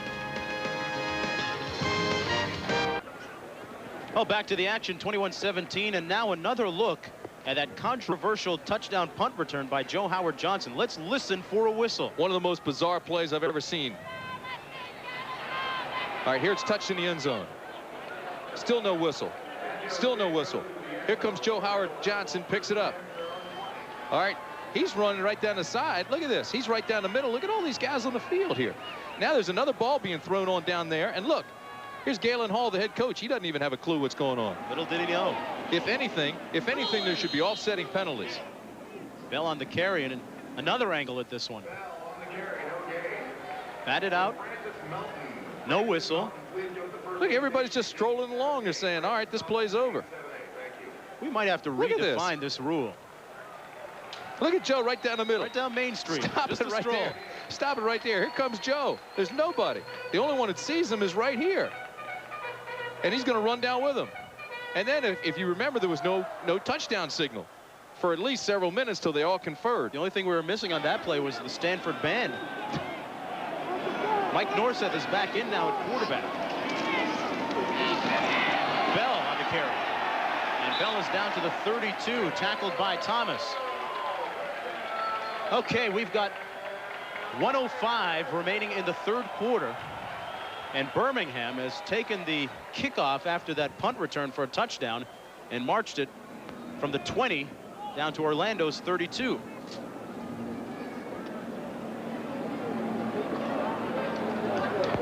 This is the 11th play of that drive. Sean Moore came in, called a timeout. Then Mike Norseth checked back in after the timeout. So he appears to be all right. Norseth was shaken up after running the ball, being hit hard on the sideline.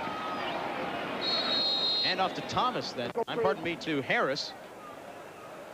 He gets to the 30-yard line. 21-17 Birmingham, and again the Birmingham offense controlling the clock with 20 seconds left in the third quarter. Best defense is an offense that can control the ball and keep the ball away from the opposition, and that's what they've done.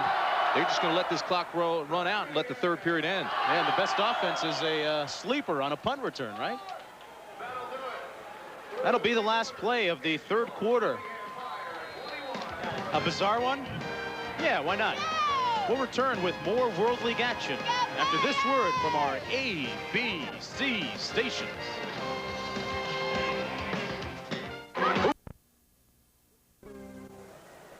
Well, the ball is at the 30-yard line for Birmingham as they continue on this drive that started at their own 20-yard line. Mike Norseth has gone the distance today, except for one snap. It was taken by Sean Moore.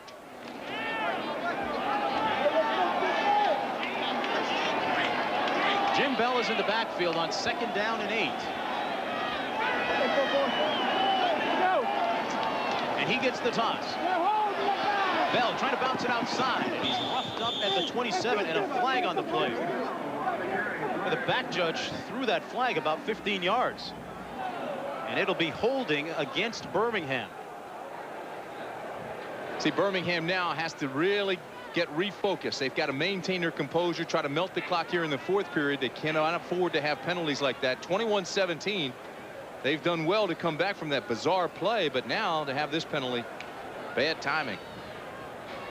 As we await the call from the officials, he already made the signal against Birmingham. Couldn't tell exactly who it was against. That doesn't mean anything. What's the signal, huh?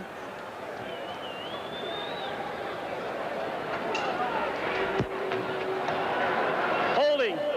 Number 74 offense, 10 yards, still 2nd down.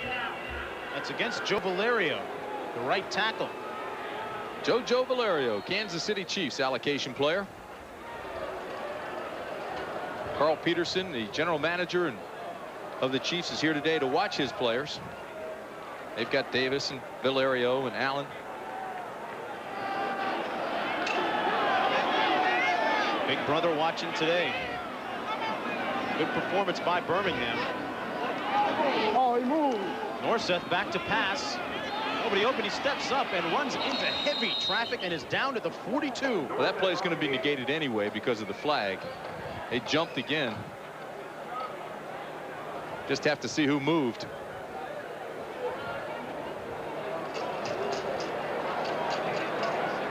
Here's the call from the official.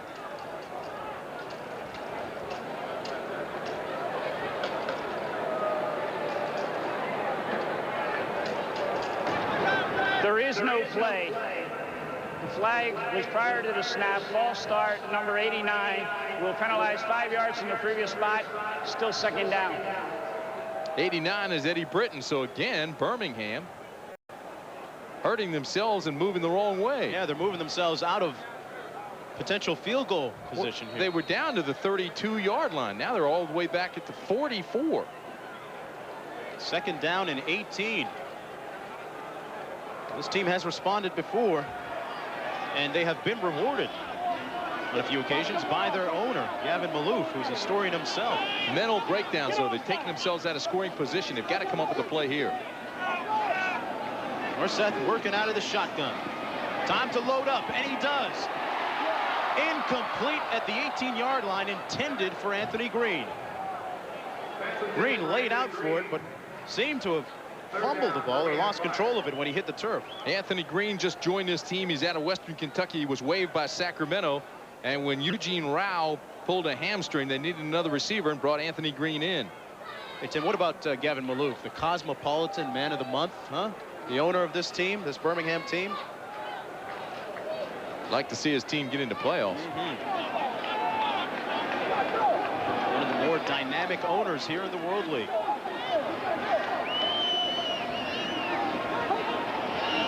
Norseth looking downfield, fires, and it is ruled complete at the 31 for Kirkpatrick. Kirkpatrick going down on the carpet and coming up with the catch. So that moves them closer to the first down. But instead, they'll go for the field goal.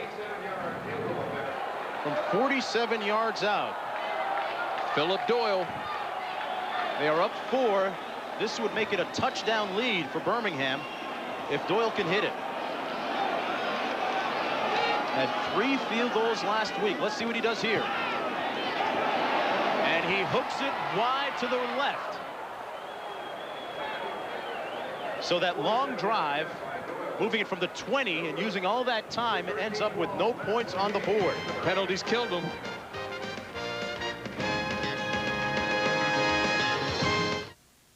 Every driver's dream, the Indianapolis 500.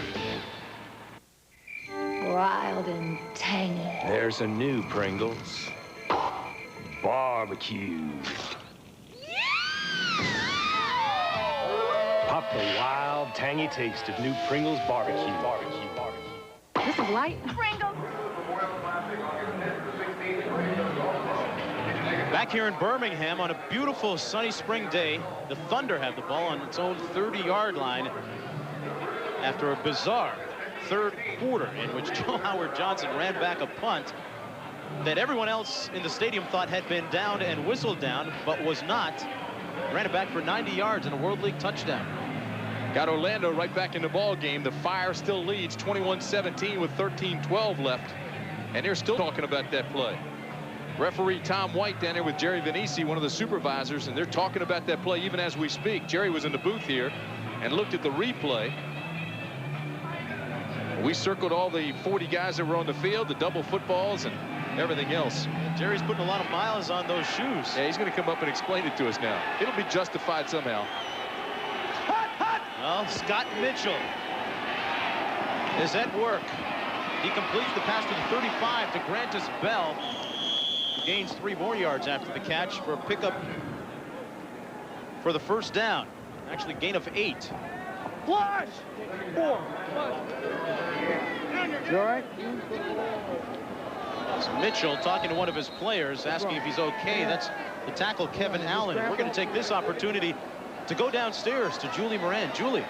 Well, Scott Mitchell has been one of the success stories of this league, but on the other side of the coin, All-American Sean Moore has only taken 1 snap this season, and that's got to be extremely frustrating for you. It has been. I think upon coming here, the thought process for me was to come down and gain some playing experience in the World League, and like you said, it's been kind of frustrating, you know, sitting and watching this year. Well, I know you wanted to come to this league. You asked to come. You have to be questioning that decision right now, too. Well, yes, that's true. I did make the decision to come here. You know, there's no pressure on me upon coming here. And I don't regret the decision I made. It's just been unfortunate that I've been in a situation where I had to watch. I think hopefully I've gained something from it by enhancing my skills every day in practice going into the NFL game. Sean, why do you feel they aren't playing you? Well, I think Coach Gillis made a decision to go with someone older, and guy's been playing in and out of the NFL for about 3 or 4 years now, and it's a decision that he stuck by. All right, thanks a lot, Sean. Back to you. Okay, thanks, Julie. Sean Moore must be more than a little disappointed. And now he's got to go back to Denver and beat out Scott Secules. And they drafted a quarterback, the Broncos did. John Elway is still there. I think what's really frustrating is the fact that at Virginia, he was the guy. He was one of the Heisman Trophy candidates. They were #1 in the nation for a good portion of that season. Now, he has not taken more than a handful of snaps in 2 years. Shake off that rust. Darryl Clack this time. Down to the 43-yard line. 12:38 remaining in the fourth quarter. I'm Mark Jones along with Tim Brandt and Julie Moran here in Birmingham, Alabama. Orlando with that no-huddle offense, stepping up to the line with 4 wide receivers. Mitchell with some play action, and he rolls out. Fires, and it's almost intercepted by John Miller, the safety, who closed nicely. John Miller out of Michigan State University. Last year was All-World League. Very nice ball handling by Mitchell that time. Good play action fake. He got everybody going to the inside. He got room to get to the outside on the rollout, and then threw a pass that was almost picked off. So he did everything but the pass correctly. Mitchell 15 to 25, 172 yards on the afternoon. Grantis Bell in motion. Mitchell going to the air again and overthrows his receiver, Stacy Simmons. Let's go downstairs to Julie with Jerry Venisi. All right, Jerry, you talked to the head official. Why don't you try to clarify that confusing touchdown board? Well, the ball was never possessed by the kicking team, so it was never really downed, and it was a live ball. And then once Johnson was returning the ball, even though other players came out into the field, the other officials didn't see it to declare too many men on the field and rule the infraction from that point, so the touchdown has to stand. So they didn't see the 40 players out on the field and the 2 balls out there? Not the officials making the call, no. And he specifically asked that question. Okay, thanks a lot, Jerry. Back to you, Mark. Well, out of the mouth of Jerry Venisi comes the answer. Says the officials did not see the other players on the field. They just said excuse me a couple times to get around some folks, but they didn't recognize them. Just 40 of my friends dropping in. Mitchell had the pass batted away, and now they'll have to punt. Ray Criswell with a low, far line drive kick to James Henry. This is a returnable punt, but he's tackled at the 20. It was a 43-yard punt by Ray Criswell and a 7-yard return by James Henry. Now it's Mike Norseth's turn when we come back. Well, we've had hailstones in San Antonio, 7 inches of snow in Montreal. We've had snow in Ohio, thunderstorms. What next? No instant replay. And there's the Human Torch, all fired up. He almost burned himself before the game, playing with that fire. Now here's Mike Norseth firing away to his tight end, Kurt Kirkpatrick. Well, next week on ABC Sports, the World League comes with a special Saturday edition. As the regular season comes to a close, it'll be Barcelona taking on the Orlando Thunder in one matchup. And in another one, we've got the New York, New Jersey Knights, who are finishing the season strongly, taking on the Montreal Machine and head coach Jacques Dussault. San Antonio having their way against Frankfurt this afternoon in our other game, and London hammering Montreal 38 to 13. So Ray Wilsey finally going to get another win. A long time between drinks of water for him. Here's Harris. Elroy Harris is tackled back at the 27 by Frank. After a very strong first half, Harris has been relatively silent here in the second as Jim Bell has taken over most of the running duties. Still plenty of time left, 10:45 remaining in the ball game. They've got to stay with that running game that's been so successful for them. Mix in the passes, but here again, they've got 3rd down and short. So if you're going to throw that high percentage quick out, or go back to the quick opening runner. Norseth not up at the line of scrimmage yet. Looks at the official and calls time. Play clock was down to 2. Time to make a move. It'll be Norseth's move. 21-17 with 10:20 remaining.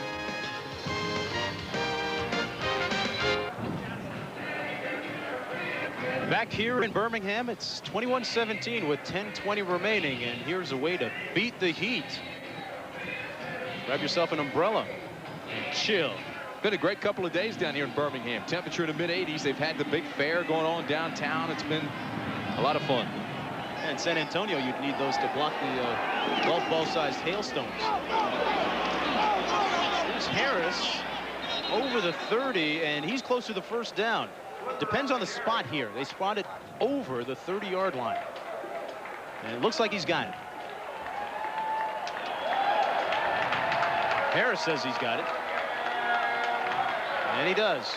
Watch Norseth here now on the handoff, and then the big push up front.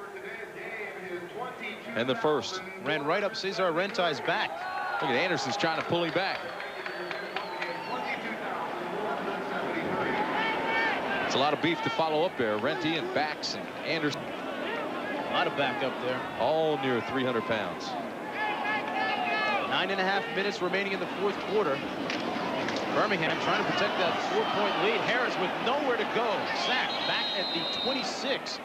Loss of about 4 on that play. Robert Presbury and linebacker Wayne Dixon closed quickly. A win here for Birmingham would be key. They need to win today. It also might mean a free steak and lobster dinner, courtesy of the owner, Gavin Malouf. Tim, you got to love an owner that takes his team out after big wins. I want to find out where he's taking them. Oh, we had a piece of beef last night down at Geeka Morgan's restaurant. Oh, my. Let's crash the party.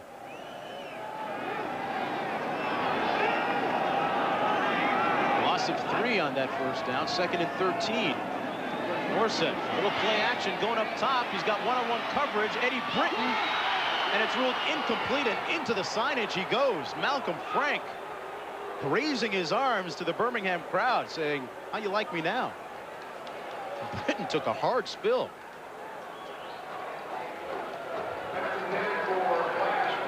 You know, those signs are padded, but they've got wood inside of them.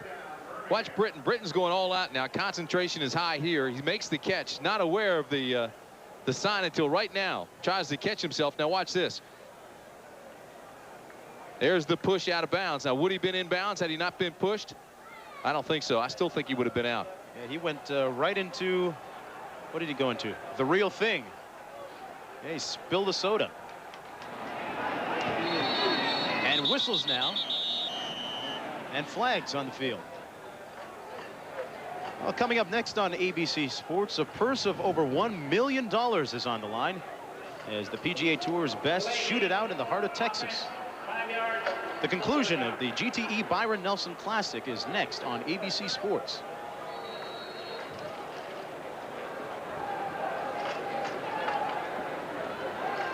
.837 to go in the ball game. 21-17, and yet listening to this crowd, you wouldn't realize it's that close a ball game right now.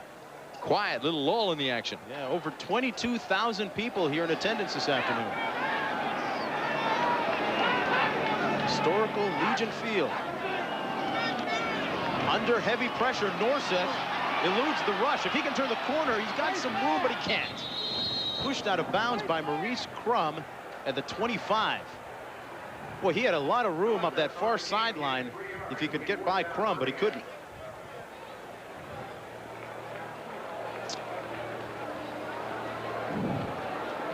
The signage is taking a beating today. Great concept by the World League to get advertising money. But I tell you, they're right there by the sidelines, and guys do take their lumps in those things. Here goes Norseth. Bada bing. Here's Maggio's punt. Bounce at the 39, get a good roll out of it. And let's see if this is going to be down. It's picked up instead. There's Joe Howard Johnson. Escaped 2 tacklers, but is down back at the 12-yard line by Fred the Fog Foggy. A 60-yard boot and -1 on the return. Kirk Maggio with a little thunder in his leg.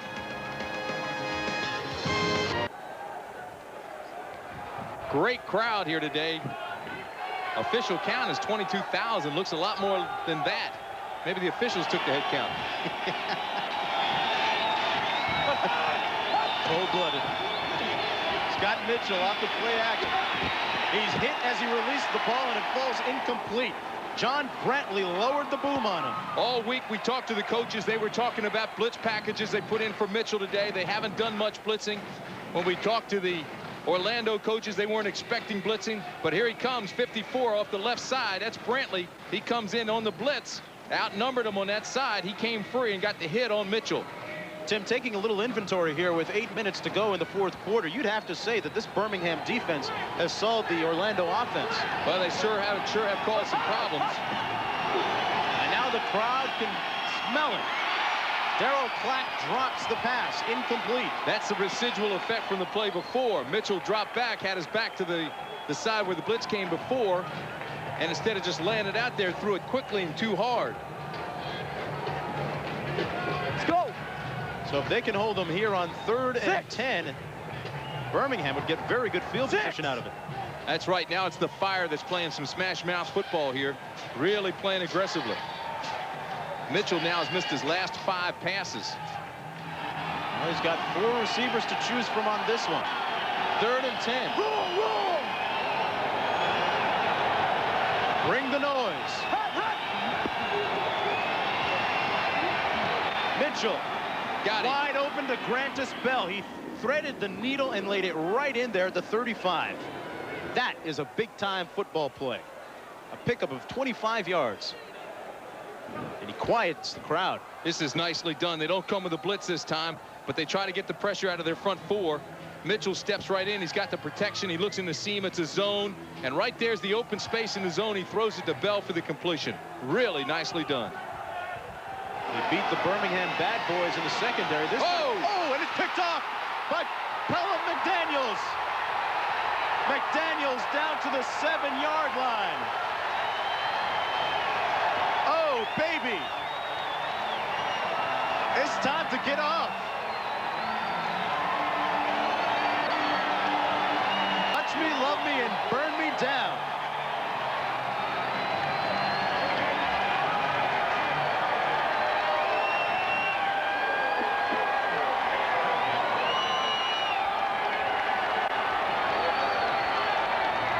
Pelham McDaniel reads it. Here he is. Stop it right there. Here's Pelham McDaniel. He comes up, reads it, makes the pick right here, and just forces it away. Look at the big guy go now. Oh, ill-advised pass by Mitchell. Never did see McDaniel coming from the defensive end spot. Defeated his man and came and read it all the way. Birmingham now with a chance to put a nail in the Orlando coffin. Bell takes the handoff, and he is busted back at the 8 by Willie Wyatt. These guys are really starting to hit. McDaniels needs the old oxygen after that run. Turn it up again. They go with the counter tray. They pull to try to get at some blocking out in front of him. They brought Rennie and backs. Big stand here by Orlando. They've got to do it here. They could be out of this thing. 2nd and goal.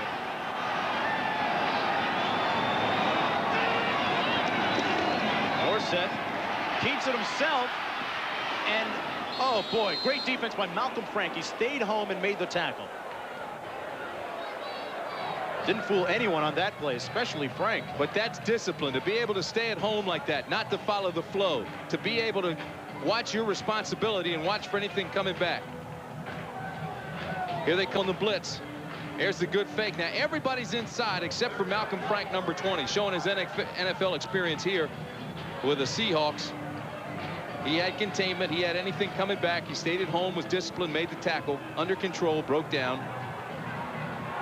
3rd down. And the Cavaliers leading the Celtics. About to put them away. Flags down and whistles on the field. Witkowski came across and made contact with Bill Anderson, the center. Not a very smart play. Tried to anticipate. Watch him coming on the blitz now. 91. There's the hit. Actually, 51. That's Witkowski. Yeah, there was contact.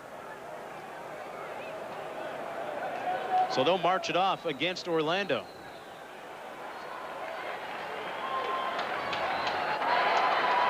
Encroachment. Number 51 defense. 5-yard penalty. First down. Oh, that's the killer for Orlando. The type of play that makes coaches get old in a hurry. Just ask Galen Hall. Lose their hair and their fingernails. First and goal, and guess what? Another whistle and another flag. Yeah, but I'm going to tell you, I think this one's against Birmingham. Birmingham jumped. How do you explain something like this happening in succession? I mean, it happens in threes here. Just mental breakdowns. Birmingham needs to win this one to stay in the playoff hunt. Sacramento won yesterday over Ohio, and San Antonio is drilling Frankfurt. This North American West Division is a tough one.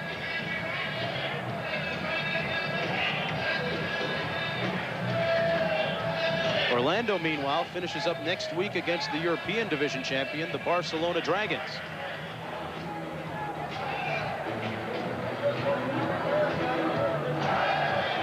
Just make a call, man. Make a call. Boy, a lot of conference calls here today. Get one of those AT&T cards for these guys.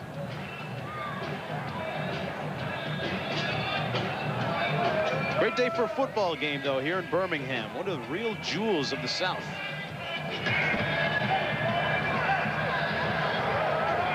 The previous series was first and goal.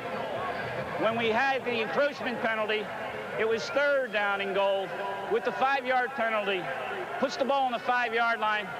It is third down and goal now, not first and goal. That's a mistake. They've lost track of the downs. I'm confused. Besides, that was against the offense. I'm confused. I'm sorry.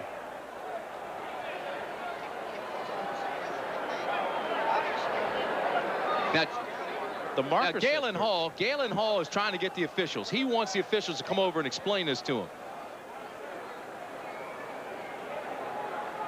Somebody lost track of the downs.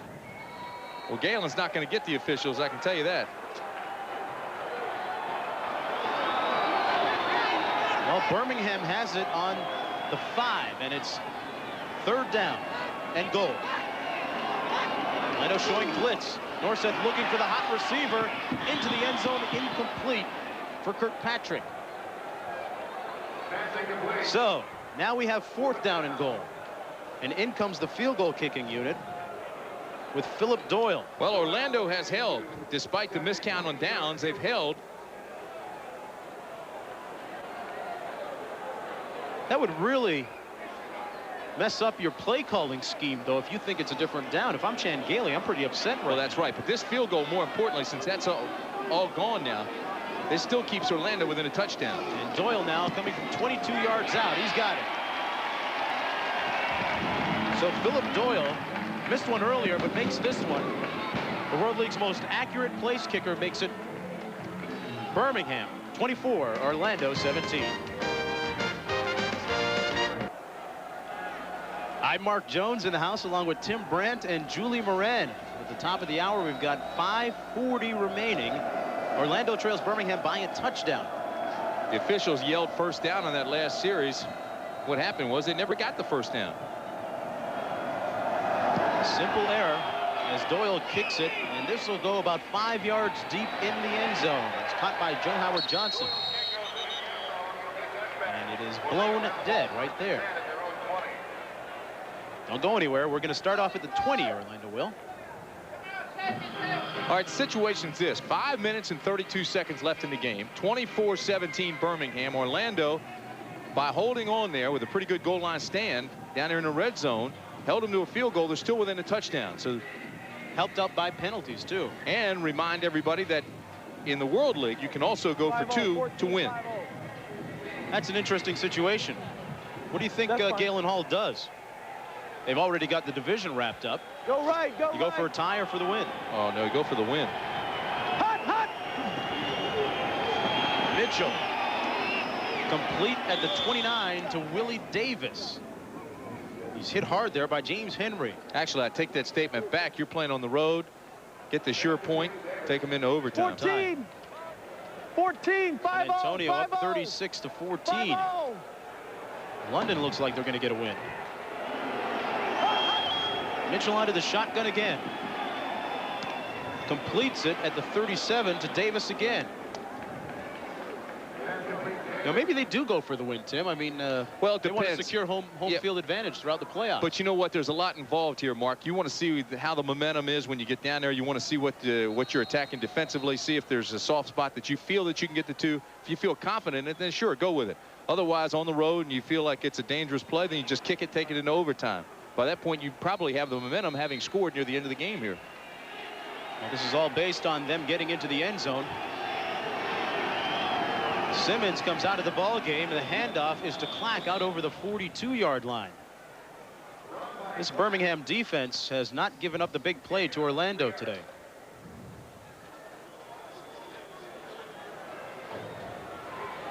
Darrell Clack has been a busy man this afternoon, as has his backfield running mate Roger Vick. 8 carries, 21 yards. Big second down, critical down for Mitchell. Got it. Complete at the 48 to Joe Howard Johnson. So that'll bring up 3rd down and short. Under 4 minutes to play now. Hey, we had a thrilling finish last week. Looks like we're headed for one this week. We may have to leave you.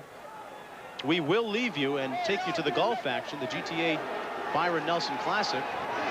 But we will keep you abreast of any scoring plays, and we'll give you the final score. Scott Mitchell on 1st and 10. Steps up, and the big fella runs it himself, but there's a flag down at the 47-yard line. And Mitchell is mad at the official for throwing the flag at him. Double flag, defensive holding, and then you're going to have a personal foul on Mitchell hitting him late. Sanders came up and went to his head at the sideline. So you're going to have a double foul. The personal foul will overrule the holding, and should be a 1st down, I assume, for Orlando. Scott Mitchell was yelling because Sanders went headhunting. Right there. Well, we're going to have to leave you and take you to the GTE Byron Nelson Classic. But as we said earlier, we will keep you up to date on the scoring plays and anything that develops in this game. We will get you a final score. For Julie Moran and Tim Brandt, I'm Mark Jones. We'll see you later. Bye. World League Football. Brought to you by Kentucky Fried Chicken. Nobody's cooking like today's KFC. By Dodge, a division of the Chrysler Corporation, proud sponsor of the 1992 U.S. Olympic team. By Pringles, so fresh, once you pop, you can't stop. And by V8 Vegetable Juice and new V8 Light and Tangy. Have you had your V8 today? This has been a presentation of ABC Sports, recognized around the world as the leader in sports television.